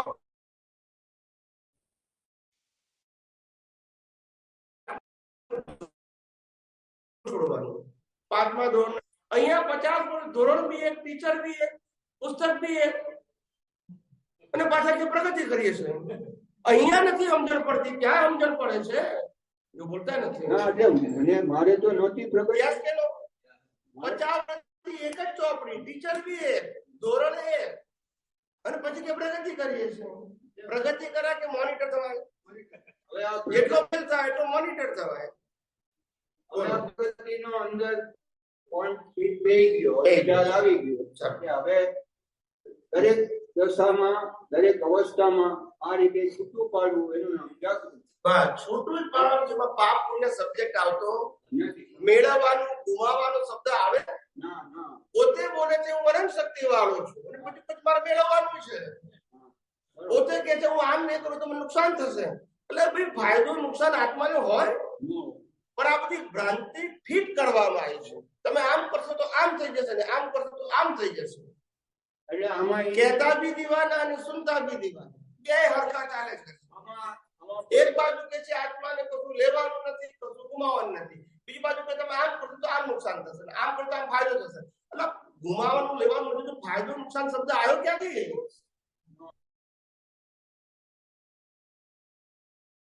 સોશિયલ લાઈફ છે, બિઝનેસ લાઈફ છે, આધ્યાત્મમાં ફાયદો નુકસાન આવે? અનંત શક્તિ વાળા એવા આત્માને ફાયદો નુકસાન શબ્દ આવે? માન્યતા ખ્યાલ હોય બધું એમાં રિલેટિવ સત્યમાં કુદરતી રચના નીકળી ગઈ. કુદરતી રચના એટલે માન્યતા નીકળી ગઈ. એ ના જોયું તો માન્યતા રહી ગઈ. હું તમને ટૂંકમાં છેલ્લો જોઉં પછી એમ ના જોઉં. બસ બસ બસ હા વાંધો નહીં. એમ આપી દો. હવે છેલ્લી વાત તમને કરી દઉં છું. બધાને કામ લાગે. પહેલી ગઈ સાલ બોમ્બેમાં, ગઈ સાલ ની આજ વર્ષે કહેવાય, માર્ચ કે એપ્રિલમાં અમે મુંબઈ હતા. મુંબઈ ને એક બેન જૈન ધર્મના ચુસ્ત પાડનારા અને દાદા ભગવાનનું જ્ઞાન પણ એને લીધે. કેટલા વર્ષો પહેલા એ મને ખબર નથી. તે એ અમારા સત્સંગમાં બોમ્બેમાં પહેલી વખત આવ્યા ઘાટકો પર. અને આવીને સાષ્ટાંગ પગે લાગ્યા. હું ઓળખતો નથી એમને, અને પહેલી વખત જ આવ્યા. એટલે પછી બેનને મેં જય સચ્ચિદાનંદ કીધું, એમને મને જય સચ્ચિદાનંદ કીધું. પછી હું તમે બેસી જાઓ, પછી આપણે વાત કરી. એટલે પછી મેં એમને પ્રશ્ન પૂછ્યો કે તમે આ સાષ્ટાંગ કેમ પ્રણામ કરે? આમ કર્યું હોય તો ચાલે ને, અને તમે પહેલા તો મળ્યા નથી મને, એટલે મારા માટે ભાવ આવે એવું વ્યવહાર તો છે જ નહીં ને. વ્યવહાર છે, મળ્યા તો છે જ નહીં. એ બેને શું કીધું એ હું હવે એમની વાત કરું.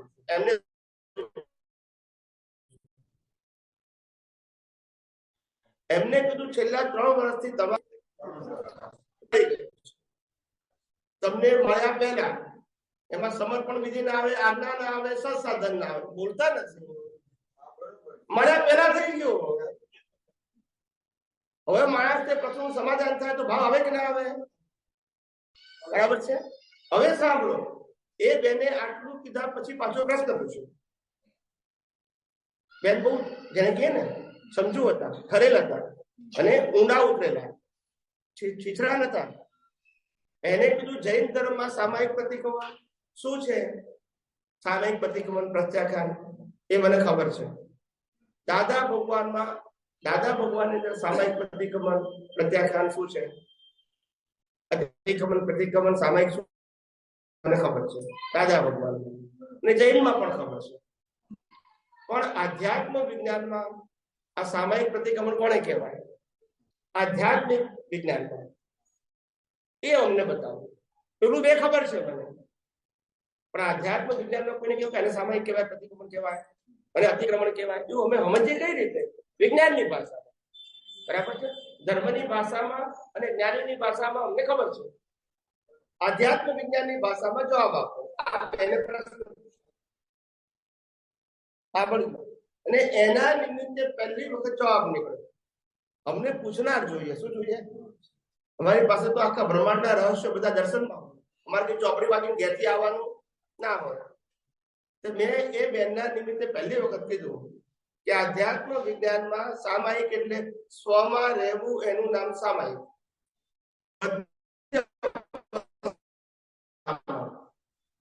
હું નિશ્ચય નિયતિ કેવળ શુદ્ધ આત્મા છું. એમાં બધી જ અવસ્થા હું નિશ્ચય શુદ્ધ આત્મા, ચેતન, અવિનાશી, અનંત શક્તિ વાળું છું. એ લક્ષમાં રહેવું, બોલવાનું નથી. બરાબર છે. અને મન, વચન, કાયા, તેની અવસ્થા અને 5 ઇન્દ્રિયોથી અનુભવાતી સમગ્ર સૃષ્ટિ, એને કુદરતી રચના જોવું એ પ્રતિક્રમણ. શું જોવું? જોવું એ જ પ્રતિક્રમણ. અને ના જોવું એનું નામ અતિક્રમણ. ના સમજાયું? હવે આ એસે છે કે શોર્ટ એન્ડ સ્વીટ છે? દુનિયાની કોઈ ચોપડીમાં હોય તો બોલજો. મારો નહીં, આ વિજ્ઞાન ભાવ કરે. મેં પહેલા કીધું વિજ્ઞાન ભાવ વિજ્ઞાનને વ્યક્ત કરનાર. વિજ્ઞાન તો કુદરતનું છે સાહેબ. તમારો એક 20 મિનિટ એપિસોડ સાંભળ્યું ને, એમાં આ પ્રશ્નનું મારા અંદર સેટિંગ નહોતું આવતું. હવે આજે હવે આપણી ગઈ. સરસ, પ્લીઝ. હેલો. છેલ્લા એકાદ મહિનાથી આ પ્રશ્ન મને મૂંઝવતો હતો અને મને સમાચાર મળ્યા કે આપ અહીં પધારો છો. હું ધાંગધ્રાથી સ્કૂટર લઈને અહીંયા આવ્યો છું. તો મારો પ્રશ્ન મુખ્ય એ છે કે આ જે ખોડિયું છે, શરીર છે, એ જળ છે ને? નહીં, પ્રશ્ન છે જળ છે ને? યસ. અને આત્મા છે એ ચેતન છે. યસ. તો જળ છે એ મળતું નથી, એ જન્મતું નથી. યસ. આત્મા પણ મળતો નથી, એ જન્મતો નથી. તો પછી મરે છે કોણ અને જન્મે છે કોણ? કહું, જો શરીરે મળતું નથી ને જન્મતું નથી, જળ વસ્તુ જન્મે નહીં ને મરે નહીં, બરાબર. ચેતન વસ્તુ પણ જન્મે નહીં અને મરે પણ નહીં. બરાબર. તો પછી મરે છે કોણ અને જન્મે છે? પ્રશ્ન પતી ગયો.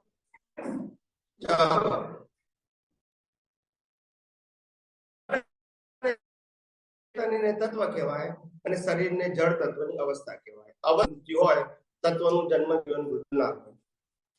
આ મારો જવાબ છે. ગતિ સહાયક, સ્થિતિ સહાયક, ટાઈમ અને સ્પેસ એ પણ તત્વ છે. એનો જન્મ જીવન મૃત્યુ પણ અવસ્થાનો જન્મ જીવન મૃત્યુ આનો લાઈફ છે, મૃત્યુ છે એ સમય કહેવાય. એ સમય નથી, એ અવસ્થા છે. તત્વની શું છે? એમાં શરીર એ જળ તત્વની અવસ્થા છે, જળ નથી. જળ તત્વની રચના છે અને ટેમ્પરરી છે. સમજી ગયા? પણ તત્વ હંમેશા અવિનાશી છે. તત્વ અવિનાશી, તત્વની અવસ્થા વિનાશી. બહુ સરસ. બોલો, હું ચોપડી વાંચીને આવ્યો. બીજું શું હતું? એક મિનિટ એમને બતાવી દો. બીજું કે જ્યારે આ જીવ મૃત્યુ પામી અને નરકમાં કે સ્વર્ગમાં જાય છે, ત્યારે જે કઈ એને જે ભોગવટો આવે છે, માની લો કે નરકમાં ગયો જીવ, તો જીવ જે નરકમાં ગયો એ આત્મા તો જતો નથી, આત્મા જાય કે જળ જાય? એમ મારું કેવું. બે જાય. જળ તો પ્રાપ્ત થાય ને આત્માને જો જો જળ જતું હોય તો આ શરીરને બાળી નાખવામાં આવે છે. પણ બીજું શરીર આપે ને ત્યાં. એટલે બીજું શરીર આપે ત્યાં. ચારે ચાર ગતિમાં શરીર કુદરત આપે છે, કર્મના ફળના ભોગવટા પ્રમાણે. એ શરીર ભોગવે છે ને જે કઈ. બોલો, નરકના તમે જે પૂછો એક્ઝેક્ટ જવાબ આપો. નરક ભોગવવામાં આવે છે કે આ શરીર તો આ શરીર બળી જાય છે, બીજું શરીર પછી જે કઈ કહેવામાં આવે છે તો આ દુઃખો તમારે ભોગવવાના આવશે, આ દુઃખો ભોગવવાના, તો એ દુઃખો ભોગવનારું તો બીજું શરીર છે, તો આને શું કામ ચિંતા કરવાની છે? પતી ગયું? ઓકે. પહેલી વસ્તુ એ કે શરીર કોઈ દિવસ દુઃખ ભોગવતું નથી, કોઈનું પણ શરીર. જો શરીર ભોગવતું હોય તો મળતું ભોગવે. યસ કે નો? હા કે ના બોલો. મળતું ભોગવે છે? મળતું 1 કિલો સોનું આપો તો ખુશ થાય અને 22 લાખ દુઃખી થાય? એટલે શરીર ભોગવતું એટલે નક્કી કરો કે શરીર ભોગવતું. શરીરના માધ્યમ દ્વારા જે અહંકારે કર્મ બાંધ્યો તો એ અહંકાર ભોગવે છે. જે અહંકારે ગયા અવતારમાં કર્મ બાંધ્યો તો એ જ અહંકાર પેલા ચાર્જ હતો, આજે ડિસ્ચાર્જ છે. એ શરીરના માધ્યમ દ્વારા, સંજોગોના માધ્યમ દ્વારા એ અહંકાર ભોગવે છે. અને જયારે મરી જાય ત્યારે એ અહંકાર પૂરો થઈ ગયો છે, બોડી છે, નાકમાં નીકળી ગયો એટલે બાળો રાખો, કોઈ ફેર નથી. સુખે નહીં અને દુઃખે નહીં. શરીર વગર અહંકાર કઈ રીતે ટકી શકતો હોય? શરીર વગર અહંકાર હોય છે ને, એ તો મેં કીધું ને, અહંકાર પૂરો થઈ ગયો એનો. કરતા પદનો અહંકાર, કરતા પદના અહંકારથી લાઈફ બની, એ લાઈફ ભોગવી રહ્યો છે, એ લાઈફ પતી ગઈ એટલે અહંકાર પૂરો થઈ ગયો. શું થઈ ગયો? ને આત્મા નીકળી ગયો. આત્મા આ શરીરમાં ત્યાં સુધી ને જ્યાં સુધી આ શરીર દ્વારા કર્મ ભોગવવાના હોય ત્યાં સુધી કર્મનું પેકેજ પતી ગયું, અહંકાર પેલો પતી ગયો, ચાર્જ પેલો ડિસ્ચાર્જ થઈ ગયો અને આત્મા નીકળી ગયો. હવે બોડી તો વરસ રાખો તોય કઈ ફેર નહીં પડે. નહીં, મારું તો એમ છે કે નરકની અંદર જે ભોગવટો આવે છે, નરકના દુઃખોનો જે ભોગવટો આવે છે, એ અહંકાર ભોગવે છે કે શરીર? કોણ ભોગવે? બાજુ કોણે? એક મિનિટ, બાજુ કોણે? અહંકાર. તો પછી કેમ આમ પ્રિન્સિપલ સમજો ને? ચાર ગતિમાંથી કઈ ગતિમાં જવું એ પ્રશ્ન ના પૂછો. અહંકારથી બાંધે છે, એ ચારમાંથી કોઈ પણ ગતિમાં ભોગવે છે. પછી આ ગતિ માટે અહંકાર જુદો, આમાં હોય, આમાં ના હોય, એવું હોય? એક જ સિદ્ધાંત, અહંકારે બાંધેલું ભોગવે છે ચાર ગતિના કોઈ પણ શરીર દ્વારા. અને એમાં વચ્ચે કુદરતનો કાનૂન આવે છે. કાનૂન પ્રમાણે તમને ગતિ મળે છે. એ જ અહંકાર ભોગવે છે જેને બાંધ્યું છે. અને ભોગવવાના સંજોગ કોણ આપે છે? સંજોગોને શરીર કોણ આપે છે? કુદરત આપે છે. અને જે આપે છે એ કુદરત લઈ લે છે. એટલે અહંકાર જળ છે કે બોલો ચેતન છે? હા, પછી જો તમે આખું પૂરું કરજો પછી હું જવાબ આપવાની શરૂઆત. વચ્ચે નહીં બોલો કોઈ પણ. અહંકાર મિશ્ર ચેતન છે, એ જળ પણ નથી અને ચેતન નથી. જયારે બાંધે છે ત્યારે મિશ્ર ચેતન અને જયારે ઉકલે છે ત્યારે જળ છે. બાંધે છે ત્યારે મિશ્ર ચેતન, ઉકલે છે ત્યારે મિકેનિકલ ચેતન. એટલે એ વખતે ડિસ્ચાર્જ અહંકાર કશું બાંધી શકે પણ ચાર છે એ પાછો બાંધી શકે, એના પાછો નવો અવતાર. એટલે ભોગવટાની વેદના કે સુખ એને અહંકારને થાય ખરો ને? થાય ને, હા, તો પછી નરકમાં જે ક્યાંય ભોગવે ભોગવે તો એની વેદના કે સુખ એ અહંકાર જ ભોગવે, એ જ અનુભવે. એ જ અનુભવે. જેને બાંધ્યું છે તમે સમજ્યા ને, જો તમે સિમ્પલ વાત કરો, સ્થૂળ દાખલો આપો ને એટલે તમને જલ્દી સમજણ પડશે. બે વ્યક્તિઓ છે, બરાબર છે. એક વ્યક્તિએ લખ્યું કે મારા નેક્સ્ટ બર્થમાં પરણવું નથી, બરાબર છે. મારે સંન્યાસી થઈ જવું છે, એમાં મને આનંદ છે. બીજી વ્યક્તિ નીકળે છે મારે નેક્સ્ટ બર્થમાં પરણવું છે, સારી પત્ની સાથે અને આનંદપૂર્વક જીવન જીવવું છે. પેલાને આનંદ અને આનંદ જોઈએ છે, પેલાને પરણીને એને પરણ્યા વગર, બરાબર છે. હવે પેલો માણસ બીજા અવતારમાં જન્મી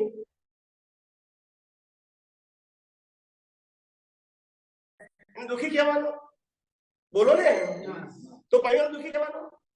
બંનેની પોતાની માન્યતા પ્રમાણે એ ભોગવટો કેમ છે? કારણ કે બાંધેલો પેલાને પરિણામમાં સુખ લાગશે અને જેને પડ્યું નથી એને પરિણામમાં દુઃખ લાગે. એ નહીં પરિણામમાં લાગશે. બંનેની પોતપોતાની એ માન્યતા બાંધી લે ત્યારે શું છે? ઉકલે છે.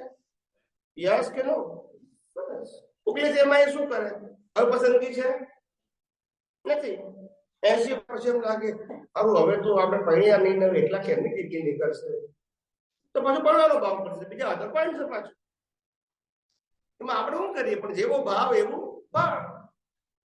એમાં કોઈને સુખી દુઃખી ના કહેવાય. દરેક વ્યક્તિ પોત પોતાની કલ્પનાના ભાવથી જન્મે છે, જીવે છે અને મરે છે.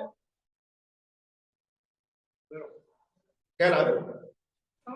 તમે ગામના 100 ફેમિલી ભેગા થઈને કહો કે પરણવામાં સુખ નથી, એવું એક છોકરાને જ્ઞાન આપો તો એ પરણ્યા વગર રહેવાનો, કારણ કે લઈને આવ્યો છે. અને એક છોકરાને બધા કીધું કે પરણવામાં સુખ છે, સુખ છે, સુખ છે, પણ નહીં આવ્યો તો સાધુ થવાનું. કારણ કે વર્તમાન જીવન જીવવાની સ્વતંત્રતા રામકૃષ્ણ મહાવીર પાસે પણ, સમજી ગયા? એ બીજ નાખ્યું છે એનું જ ફળ કુદરત આપે છે. આ વર્તમાન જીવન તમારી પસંદગી નથી. એટલે જન્મો ત્યારે મા બાપ પસંદ નહીં કરવાના, ભાઈ બહેન પસંદ નહીં કરવાના, કાકા કાકી મામી માસી પસંદ નહીં કરવાના, રહેવાનું ઘર પસંદ નહીં કરવાનું, કયો ધર્મ મળશે પસંદ નહીં કરવાનું, પડોશી કોણ મળશે પસંદ નહીં કરવાનું. બોલતા નથી. છોકરા છોકરી એ પસંદ નહીં કરવાનું, અરે નામે પસંદ નહીં કરવાનું. બોલતા નથી. નામ આપણે નથી કરવાનું, કારણ કે પરિણામમાં પસંદગી ક્યારે મરવું તે પસંદગી નહીં. બોલતા નથી. પરિણામ વાળા ભાગમાં પસંદગી ના. ફરજિયાત એક્ઝામ આપી છે, રિઝલ્ટ કુદરત આપે છે અને કુદરત એના કાનૂનથી આપે છે. માટે કુદરત ઉપર ક્યારે શંકા કરવી? સમજાય છે? એક મિનિટ, તમારું પતી ગયું? હા, એક જણ નિકાલ કરી નાખો ને સાહેબ. પછી બોલો. તો આપ કહો છો કે બધું કુદરતી કાનૂનના આધારે થઈ ગયું છે. આ પણ કુદરતનું છે. પછી બોલો. તો એક સાથે સાથે આપણે એમ કીધું કે જે કઈ કર્મ પ્રાંતિ લાવ્યા છો એ પ્રમાણે એનો ભોગવટો આવ્યો. એટલે આ ભોગવટા વાળું છે આખું શરીરની, બરોબર? તો પછી એવું થયું ને કે ભાઈ ઉપાદાનના આધારે થાય છે. આપણે કેવું હોય તો ઉપાદાન, તો ઉપાદાનને નિમિત્તની જરૂર ખરી કે નિમિત્તના આધારે ઉપાદાન? બંને એકબીજાના અરસપરસ છે. એ કઈ રીતે? એકાંતે કશું ના થાય. આપણે પહેરવાના કોઝ નાખ્યા હોય તો વાઈફ મળવી જ જોઈએ. ક્યાં ના નાખ્યા હોય તો ભેગી થાય નહીં. એટલે ઉપાદાનના આધારે નિમિત્ત છે ને? અરસપરસ. તમારું ઉપાદાન એનું ઉપાદાન, તમારે તમે નિમિત્ત એ નિમિત્ત એકબીજા માટે. વન વે ના હોય, સામ સામે હોય. ગુરુ અને શિષ્ય ઉપાદાન ને નિમિત્ત બે સામ સામે હોય. ગુરુ ગમે ત્યાં પાવરફુલ હોય, પણ શિષ્ય જો ઉપાદાન ના હોય તો ગુરુ કશું ના કરી શકે. અને ગુરુ અને શિષ્ય પાવરફુલ હોય અને ગુરુમાં ઓછું જ્ઞાન હોય તો એ શિષ્ય મળે નહીં. ગુરુ પાસેથી મળે, ગુરુ શિષ્ય થઈ શકે, કારણ કે ગુરુ જે જાણે છે એના કરતા વધારે જ્ઞાન તેની પાસે છે. એને ક્યારે ફાયદો થાય? એના કરતા વધારે હોય તો. પણ આ ગુરુ શિષ્યનો હિસાબ છે તો શું કરે? પૂરો કરવાનો. હવે સમજી ગયા? અરસ પરસ છે. માટે મેં કીધું રામ અને કૃષ્ણ આખા જીવનમાં 5 વ્યક્તિઓ આગળ પ્રવચન ના કર્યું. કેમ નતું કર્યું? જ્ઞાન નતું એટલે કોઈ ઉપાદાન જોઈએ ને તૈયાર સમજવું જોઈએ કે આ જ્ઞાની છે. હવે સમજી ગયા? એટલે ઘણા બધા મને કહે છે સ્વામીજી આ કાળમાં બધા વિજ્ઞાન કોણ સમજશે? મેં કોઈ માર ખાધેલા બધા જ નહીં આવે છે. જાય તો જાય કહાં? માર ખાધેલા આવે છે, માર ખાધેલો ખબર નથી પડી. અને જ્યાં આવે ત્યાં બરાબર નહીં તો માર ખાઈને અહીંયા દૂધ દહીં વાળા ના આવે. ના સમજાય? ક્યારે આવ્યું? દૂધ દહીં વાળા ના આવો. તમને એમ લાગતું હોય કે મારે આ જે જાણ્યું એનાથી પ્રગતિ કરવી છે તો વેલકમ. તમને એમ લાગે કે આ બરાબર છે પેલું બરાબર છે તો આવશો જ નહીં. સમય ના બરબાદ કરશો. મારો નહીં તમારો નહીં. તમને જેમાં રસ છે ત્યાં ચીટકી રહેજો. કારણ કે અહીંયા ગુરુ શિષ્ય શબ્દ છે પછી શું વાંધો છે? ખ્યાલ આવે? અહીં તો સનાતન સત્ય જાણવું હોય, ઇન્ટરેસ્ટ હોય, લાભ લાગતો હોય, પ્રગતિ દેખાતી હોય તો વેલકમ. પણ તમને એમ લાગતું કે મારે કામનું નથી તો પછી આવવાની જરૂર. સમય બગાડશો જ નહીં. જ્યાં ગમતું એ તમારી સ્વતંત્રતા છે. શું ગુલામી નથી. બોલો કોને પૂછ્યું છે? પછી પેલા ભાઈને આપજો. બંધ છે? સ્વામીજી નમસ્તે. નમસ્તે. બોલો. અચ્છા, મોક્ષ માટેની સીડી આપ બતાવો. અને મન એવું છે જે મન કાબુમાં નથી લેતું, તો મન માટે શું કરવું? પતિ કો પ્રશ્ન? હાજી. ઓકે. પહેલી વસ્તુ એ કે મન એ પ્રકૃતિનો એક ભાગ છે. જેમાં મન વચન કાયા શબ્દ આપણે બોલીએ છીએ. મન વચન કાયા પર છે અને પરાધીન છે. મન વચન કાયાની અવસ્થા માત્ર કુદરતી છે. એટલે મન એ કુદરતી રચનામાં ગયું. એ આપણી ચોઈસ નથી. ખ્યાલ આવી ગયો? અને આપણો કંટ્રોલ પણ નથી. બીજું, તમે કીધું મુક્તિનો માર્ગ બતાવો સરળ. મેં સીધો માર્ગ બતાવ્યો કે કોઈ પણ જીવનની બધી જ અવસ્થામાં જન્મથી મોત સુધી મન વચન કાયાની બધી જ અવસ્થામાં શુદ્ધાત્મા પદમાં રહેવું લક્ષ્ય સાથે, અને શુદ્ધાત્મા સિવાયની બધી જ અવસ્થાઓ કુદરતી રચના જો બી એનાથી આગળ વધવું નહીં. દ્રષ્ટિથી, મન વચન કાયાથી નહીં. આ મુક્તિનો સીધો સાદો સરળ માર્ગ છે. આનાથી આગળ ગયા પછી જોખમ છે. પછી અમારી જવાબદારી નથી. જન્મથી મોત સુધી મન વચન કાયા તેની અવસ્થા ને 5 ઇન્દ્રિયો દેખાતી સમગ્ર સૃષ્ટિને કુદરતી રચના જોશો એ મુક્તિનો માર્ગ છે. અને એનાથી આગળ વધશો એ બંધનનો માર્ગ છે. તમારી પાસે ચોઈસ છે. બરાબર છે? માર્ગ હવે બતાવી દીધો. તમારે અનુસરવો ના અનુસરવો તમારી સ્વતંત્રતા. સમજાય છે? પેલા ભાઈને પેલા આમને આપો. ઓકે, પૂછી કોઈને એવું ના થાય કે છે ને, થોડા ટાઈમ પહેલા એક પ્રશ્ન હતો, એનો જવાબ અત્યારે તમારામાં જ મળી ગયો કે કૃષ્ણ આટલા બધા આત્મા મેળવેલો જીવ હતા, બરાબર? તો એમણે કોઈને કેમ ના જ્ઞાન આપ્યું? તો એનો જવાબ તો મળી ગયો. પણ પ્રશ્ન એ છે કે હવે જેમ કે હું અત્યારે છે ને, આપણે તમે કીધું સામાયિક પ્રતિક્રમણ આપણે કરીએ છીએ, તો કુદરત આખો એક પ્રોગ્રામ, આપણે એક પ્રોગ્રામ, બોડી એક પ્રોગ્રામ કુદરત દ્વારા એ સંચાલિત થાય છે. તો હવે માની લો આપણે આ જન્મ માટે એને આપણે મનની અંદર ચિત્રો આખા દેખાય, બરાબર? હવે આપણે પ્રતિક્રમણ કરવા જઈએ તો મતલબ ત્યાંથી આપણે જે માની લો એક આપણો પ્રોગ્રામ છે, બરાબર? તમારો જવાબ પ્રશ્ન જવાબ આપવો પડશે ને, કેમ બધું ભારે છે? એ આપણે એ પ્રોગ્રામમાં દેખાય છે, બરાબર? તો એ જઈને આપણે માની લો એનું પ્રતિક્રમણ કરીએ, મતલબ એ ડિલીટ વાગ્યું છે, બરાબર? તો એ એક્ઝેક્ટ ડિલીટ થઈ જાય કે એની કોઈ અસર હોય? તો પેલા એક્ઝામ્પલ આપો કે આ ક્રિયા કરી તેનો પ્રતિક્રમણ. માની લો કે એક પપ્પા છે ને નાનપણમાં અમુક મારેલું, બરાબર? તો એ વખતે પપ્પાને દોષિત જોયા કે આ આવું કરે છે. સમજી ગયું. પછી હવે એ આખું અત્યારે દેખાય છે, બરાબર? તો એને ત્યાં જઈને એની મેં પ્રતિક્રમણ કર્યું, તો એ પ્રોગ્રામમાં મેં એને ડિલીટ માર્યું, બરાબર? તો એ એક્ઝેક્ટ ડિલીટ થઈ જાય કે એની કોઈ અસરો રહે? તમે કોઈના પર ગુસ્સો કર્યો હોય તો? હા, એટલે એ જ કે મેં ગુસ્સો કર્યો, બરાબર, એટલે મેં તો એમના દોષિત જોયા, બરાબર, ત્યાં આગળ. કોઈ લાફો માર્યો હોય તો? હા, એટલે એ મૂળ તો ગુનો જ થયો. જૂઠું બોલ્યા હોય તો? હા, એ ગુનો થયો.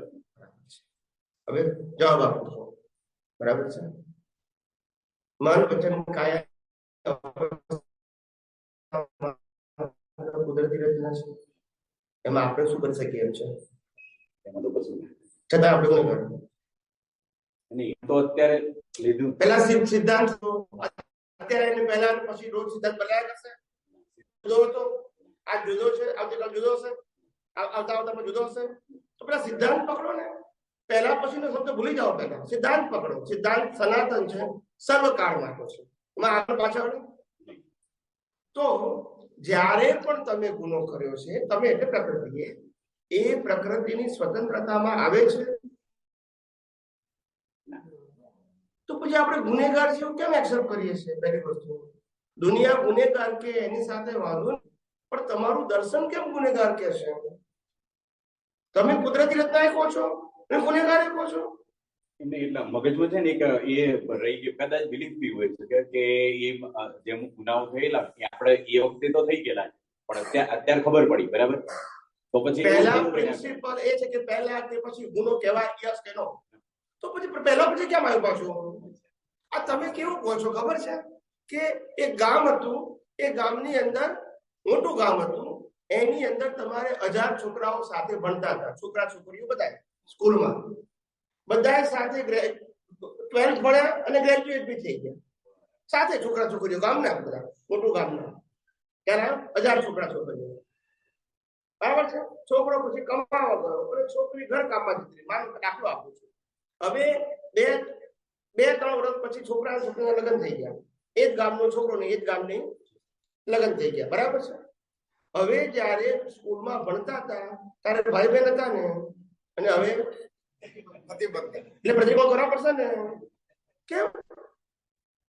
બેન તરીકે પહેલા પછી તો પ્રતિકોળ ના કરવા પડે? પહેલાની વાત કરું, પહેલાની વાત કરું છું કે પહેલા થયું ને, પહેલા ભૂલ થઈ ગઈ ને, એનું પ્રતિકોળ નહીં કરવાનું. પ્રતિકોળ ના કરજો, પત્ની કઈ રીતે કહેવાય? બેન જ કહેવાય. એમાંથી એક નક્કી કરો. આ એક મગજમાં રહી જતું હતું કે આ હવે નિકાલ આવ્યો. લોકોને સાચી સમજણ મળી નથી, દશા છે. આ જ પ્રશ્ન હતો ગુરુજી કે બહુ દેખાડા કર્યા છે કે યાર આ બધું દેખાય છે, આ બધું સાચું, બરાબર, પણ એવું કોક તો જોઈએ ને કે આ બધું તોડી શકે. કેટલી બિલીફો અંદર લઈ લઈને બેઠા છીએ, કેટલી બિલીફો અંદર પડી છે અને એ તોડવી જ છે. અને આ તો આ વિજ્ઞાન છે તો તૂટે બાકી ના. આ વિજ્ઞાન એવું સનાતન છે કે જે બધાની ભ્રાંતિ તોડી નાખે છે, પણ જેની પુણ્ય હશે ને ભેગું થશે, એમાં અમે શું કરીએ? અમારી પાસે કોઈ એવી ચમત્કારિક શક્તિ નથી. અમારું મિશન છે કે લાખો કરોડો લોકો આ વિજ્ઞાનને પામે, એ અમારા ભાવ છે, પણ સંજોગ તો કુદરત જ આપે, એ અમારા હાથમાં નથી. પછી બીજું એક તમારું પેલામાં એક છે, મારે આખું વિજ્ઞાન સમજવું છે, એના માટે સંજોગોની રીતે મને આપો. એ થોડું સમજાવવાનું કે આખું વિજ્ઞાન તો આવડું મોટું છે, બરાબર, તો એને આખું જેમ સ્ટેપ બાય સ્ટેપ સમજવું હોય તો એના માટે આપણે જે અત્યારે ભાવ કરીએ છીએ તો એના દ્વારા થોડું થોડું સમજાય છે હજુ, પણ આખું સમજવું છે ધીરે ધીરે. એ થોડું તમારે શું કરવું પડે? શાંતિથી 40, 50, 60, 100 જેવા સત્સંગ સાંભળો 2 કલાકમાં, પણ એટલે તમને વિજ્ઞાન ચોગરજમથી સમજાશે. સાંભળો પહેલા, અને પછી તમને પ્રશ્ન હોય તો હું ઝૂમ પર પણ ક્યારેક ક્યારેક સત્સંગ કરતો હોઉં, એમાં તમે પૂછી લો, હું ક્યાં ના પાડું છું. પણ તમે 100 સત્સંગ સાંભળશો 2 કલાકના, એમાંથી ઘણા બધા પ્રશ્નોનું સોલ્યુશન તમને મળી જશે. મારો આનો મતલબ તો મારે બોલવું ના પડે, જવાબ નવા નવા આપવાના. પછી પ્રશ્ન ક્યાં છે? આટલા 300 સાયન્ટિસ્ટ સત્સંગ કરે છે, કેટલા ઘેર બેઠા આ જ વિજ્ઞાનની વાત કરે છે. પછી પ્રશ્ન ક્યાં છે? તમને જવાબ મળી જાય એટલું પૂરતું છે ને. પછી બીજું કે આપણે આ વાક્યો બોલીએ, બરાબર, એની આ ફિઝિકલ માઇન્ડ ઉપર કોઈ અસરો થાય છે? આપણે જે આ જ્ઞાન વાક્ય બોલે છે, હું ચૈતન્ય ઘન સ્વરૂપ એવું સિદ્ધાર્થમાં, માઇન્ડ ઉપર કોઈ અસર થાય? માઇન્ડ ઉપર તો અસર થાય ને, એક જાતની સાયકોલોજી છે.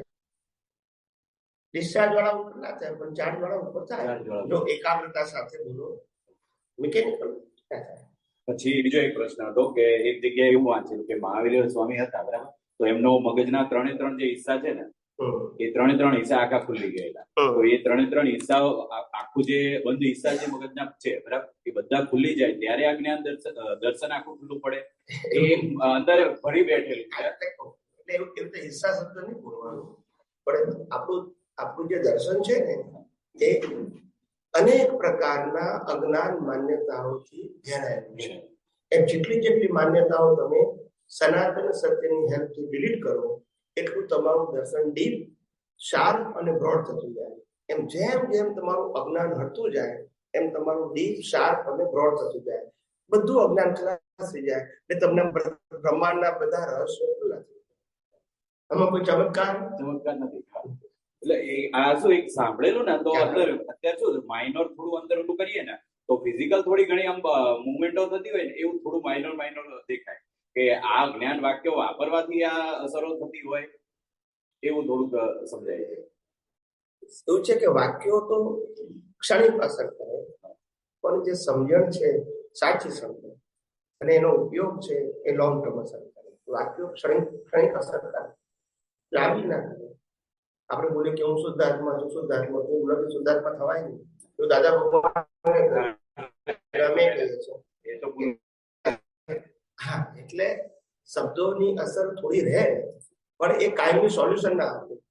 ખ્યાલ કાયમી સોલ્યુશન જેમ જેમ તમારું રિલેટિવ સત્યરૂપી અજ્ઞાન તમે કેટલું ઇરેઝ કરી શકો છો, નાશ કરી શકો છો, ડિસ્ટ્રોય કરી શકો છો, એમ તમારું જે વિઝનનું જે ગ્રેડ છે એ બ્રોડ થતો જાય. કેવળ દર્શન એટલે બ્રહ્માંડના બધા રહસ્યો ખુલ્લા થઈ જાય. હવે તમારે પુરુષાર્થ રહ્યો, હવે કર્મ બંધાય, હવે લાઈવ અહંકાર રહ્યો. અજ્ઞાન ના આપે તો લાઈવ અહંકાર ક્યાંથી રહ્યો? એટલે પછી છેલ્લા અવતારમાં જે કર્મ બંધી ગયા હોય, અજ્ઞાન પૂર્ણ થતા પહેલા જે બંધી ગયા હોય, એમાંથી છેલ્લો અવતાર આવે ને છેલ્લો અવતાર આખું મિકેનિકલ છે. કર્મ પુરુષાર્થ બાંધનારો કોઈ છે નહીં, કારણ કે અજ્ઞાન છે નહીં. એટલે આ કર્મ પતી જશે, આત્મા મુખ જશે, શરીર લોકો બાળી નાખશે, પતી ગયું. પછી બીજો એક પ્રશ્ન છે કે આપણે જ્ઞાન અત્યારે અહીંયા હમણાં પ્રોગ્રામ થઈ ગયો ને, એમાં બી પૂછ્યો હતો એ વખતે નિપતભાઈને, પણ કદાચ સમજાયું નથી, પણ ફરી વાર પૂછ્યું હતું કે અત્યારે આપણે જે જ્ઞાન લીધું,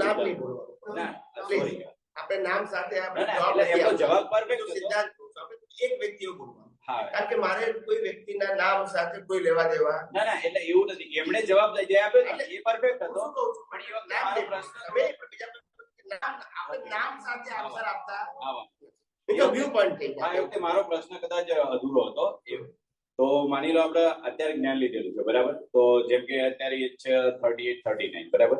તો હવે માની લો નેક્સ્ટ બર્થ ની અંદર નેક્સ્ટ બર્થ જે થવાનો છે આપણો, બરાબર, XY Z કોઈ પણ છે મનુષ્યમાં ફરી વખત જયારે આવીએ ત્યારે આ જ્ઞાન એ ઉદય કરવામાં ક્યારે આવે? કયું જ્ઞાન? અત્યારે આપણે આ જે જ્ઞાન લીધું, સમ્યક જ્ઞાન, દાદા ભગવાનનું આ જ્ઞાન, તો આ જ્ઞાન ઉદય કરવામાં ક્યારે આવે? એજ વાઇઝ આવે કે પછી પહેલેથી જ રહે છે? હંમેશા જ્ઞાન અને દર્શન વસ્તુ તમારી દ્રષ્ટિની મેચ્યોરિટી સાથે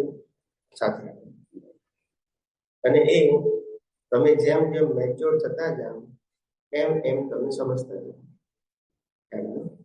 પણ એક વસ્તુ ધ્યાન રાખવાની, સિદ્ધાંત વાંચેલું સાંભળેલું સાથે નહીં આવવું.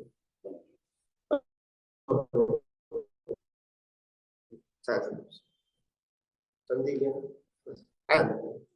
વાંચેલું સાંભળેલું સાથે, ક્રિયા પણ સાથે, પણ અનુભવેલું સાથે. એટલે દાદા ભગવાને કીધું શબ્દ જ્ઞાનથી નિવેડો નથી, અનુભવ જ્ઞાનથી નિવેડો છે. સમજી ગયા? એટલે વેલ્યુ પોઈન્ટ છે. આ ટૂંકું ના સમજી જજો. વ્યક્તિગત કોઈને કશું કહેવાની જરૂર સિદ્ધાંત જ છે. હા, એટલે એ વખતે પ્રશ્ન મારો તો પૂછી લો. હવે એવું પછી પેલા એમને આવી જાવ, આગળ આવી જાવ. હલો, વાયર લંબાયો નથી એટલા બધા શાંતિથી બેસીને પૂછો. જ્ઞાન માર્ગ જે રહ્યો એ ભક્તિ માર્ગ વગર સંભવ છે? જ્ઞાન માર્ગ ભક્તિ માર્ગ વગર સંભવ નથી. જવાબ આપો તો તમે પૂછો, રિપીટ કરો કાલે. ઓકે, પહેલી વસ્તુ કે જ્ઞાન માર્ગ અને ભક્તિ માર્ગ બંને કનેક્ટેડ છે, પણ ભક્તિનો માર્ગ શું છે એ આપણે ખબર નથી. અનાદિકાળથી પરની ભક્તિ કરવા ટેવાયેલા છે, સ્વની ભક્તિ તો કરી જ નથી. અને સ્વની ભક્તિને ભક્તિ માનીએ છીએ, અફકોર્સ એનાથી પુણ્ય બંધાશે, એનાથી મુક્તિ. જે સ્વની ભક્તિ કરશો તો નિર્ણય છે, ને સ્વની ભક્તિ માટે બાહ્ય સાધનોની જરૂર, જાગૃતિની જરૂર છે. એનો વિડીયો શૂટિંગ થાય. સ્વની ભક્તિ એ પોતાની દ્રષ્ટિનો પ્રશ્ન છે, મન વચન કાયનો પ્રશ્ન. અને પરની ભક્તિ કરો છો એ ક્રિયાનો પ્રશ્ન છે, જેનાથી કરતા ભાવે કરશો તો પુણ્ય બંધાશે. એ મુક્તિનો માર્ગ, એ ચારે ગતિમાં ફરવાનો માર્ગ છે. સમજી ગયા?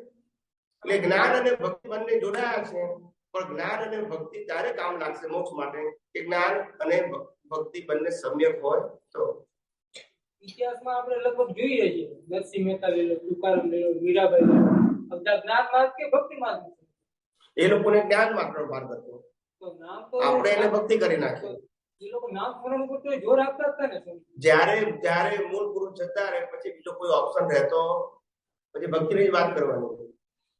શ્રી રામ જય રામ જય જય રામ, ખ્યાલ આવ્યો? ઓમ નમઃ શિવાય, ઓમ નમો ભગવતે વાસુદેવાય, એ બોલ્યા કરવાનું, બીજું કઈ કરવાનું. પરની ભક્તિ, સ્વની ભક્તિમાં કોઈ ટાઇટલ આવે અને પરની ભક્તિ ટાઇટલ વગર હોય. હવે તમારે નક્કી કરવાનું તમારે સ્વની કરવી છે કે પરની. બે ભક્તિની વાત મેં કરી નાખી. આ કુદરતને જળ કહો છો, કારણ કે આ જળ જ છે. જળ કઈ પરિણામ આપી શકે? તો બીજું કોણ આપે? આ કોમ્પ્યુટર નથી આપતું પરિણામ. એને જળ ના તો કોઈ હોય ને. કોમ્પ્યુટર રિઝલ્ટ આપે છે કોણ આપે? મેં અહીંથી મેસેજ મોકલ્યો, ત્યાં ગયો, કોણે મોકલ્યો? મેસેજ લખ્યો મેં, પણ મોકલ્યો કોણે? હું અહીંથી અમેરિકા મેસેજ મોકલું તો મેસેજ કોણે મોકલ્યો? આ લોકો એમ કે છે કે ક્રિએટર વગર ક્રિએશન થાય નહીં.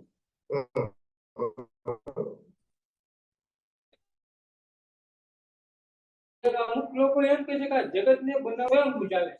પછી બરોબર છે, તો સ્વયંભૂ અમુક એક એ લોકો દ્રષ્ટાંત આપે છે કે કેવી રીતે એક સાયન્ટિસ્ટ એનું નામ એવું સારું છે કે એને એવું છે, પેલા આવું કીધું કે જગત સ્વયંભૂ છે, કોઈ ચલાવનાર નથી.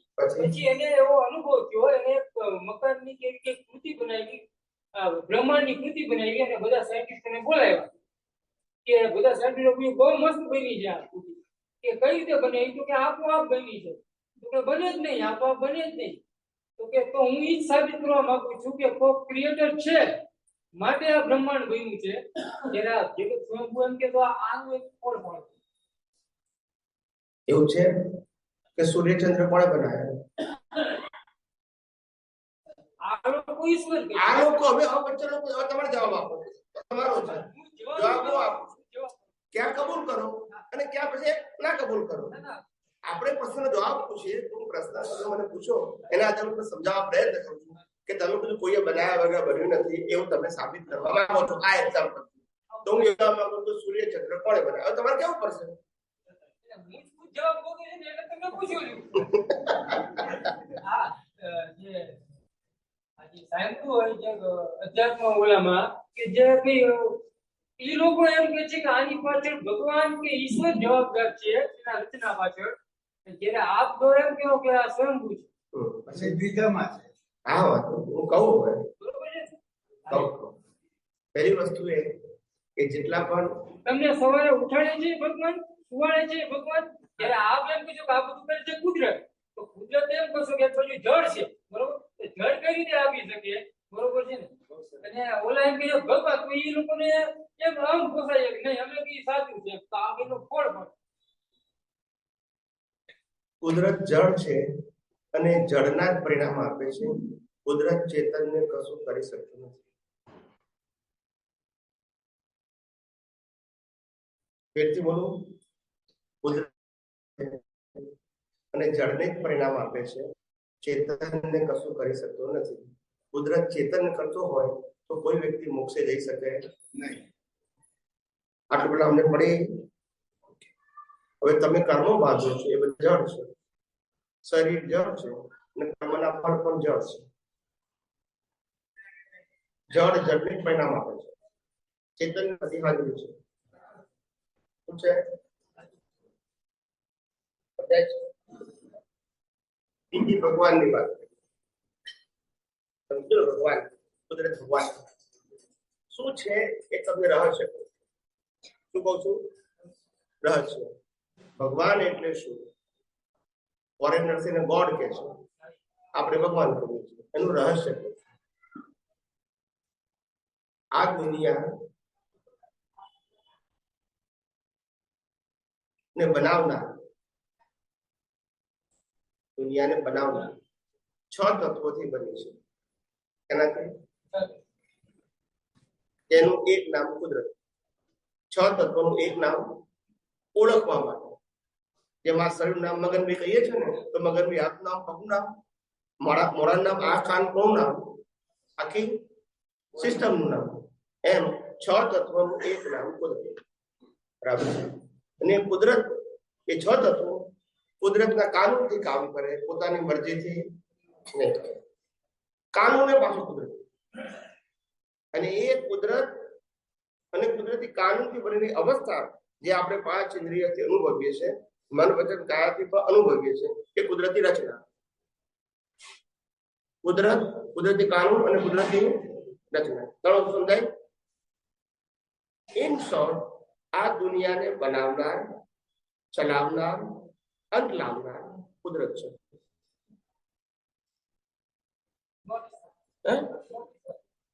મેં તમને મેં કીધું એ સમજાયું છે ને? એમાં ઈશ્વર ભાઈ ક્યાં આવ્યા છે? હવે આ બનાવવું, ચલાવવું, ઇંગ્લિશમાં કહેવાય જનરેટર, ઓપરેટર અને એનું શોર્ટ ફોર્મ GOD. ના સમજી ગયા? હવે કોણ સમજી ગયા? દુનિયા રીતે ચાલે કાયમ ના છે. કુદરતી કાનૂનની અવસ્થાઓ બને છે. બનાવનાર ક્યાં પૂછે? હવે કેટલી વખત થોડું તો સાંભળો. પણ હું તો જૂનો ને. પણ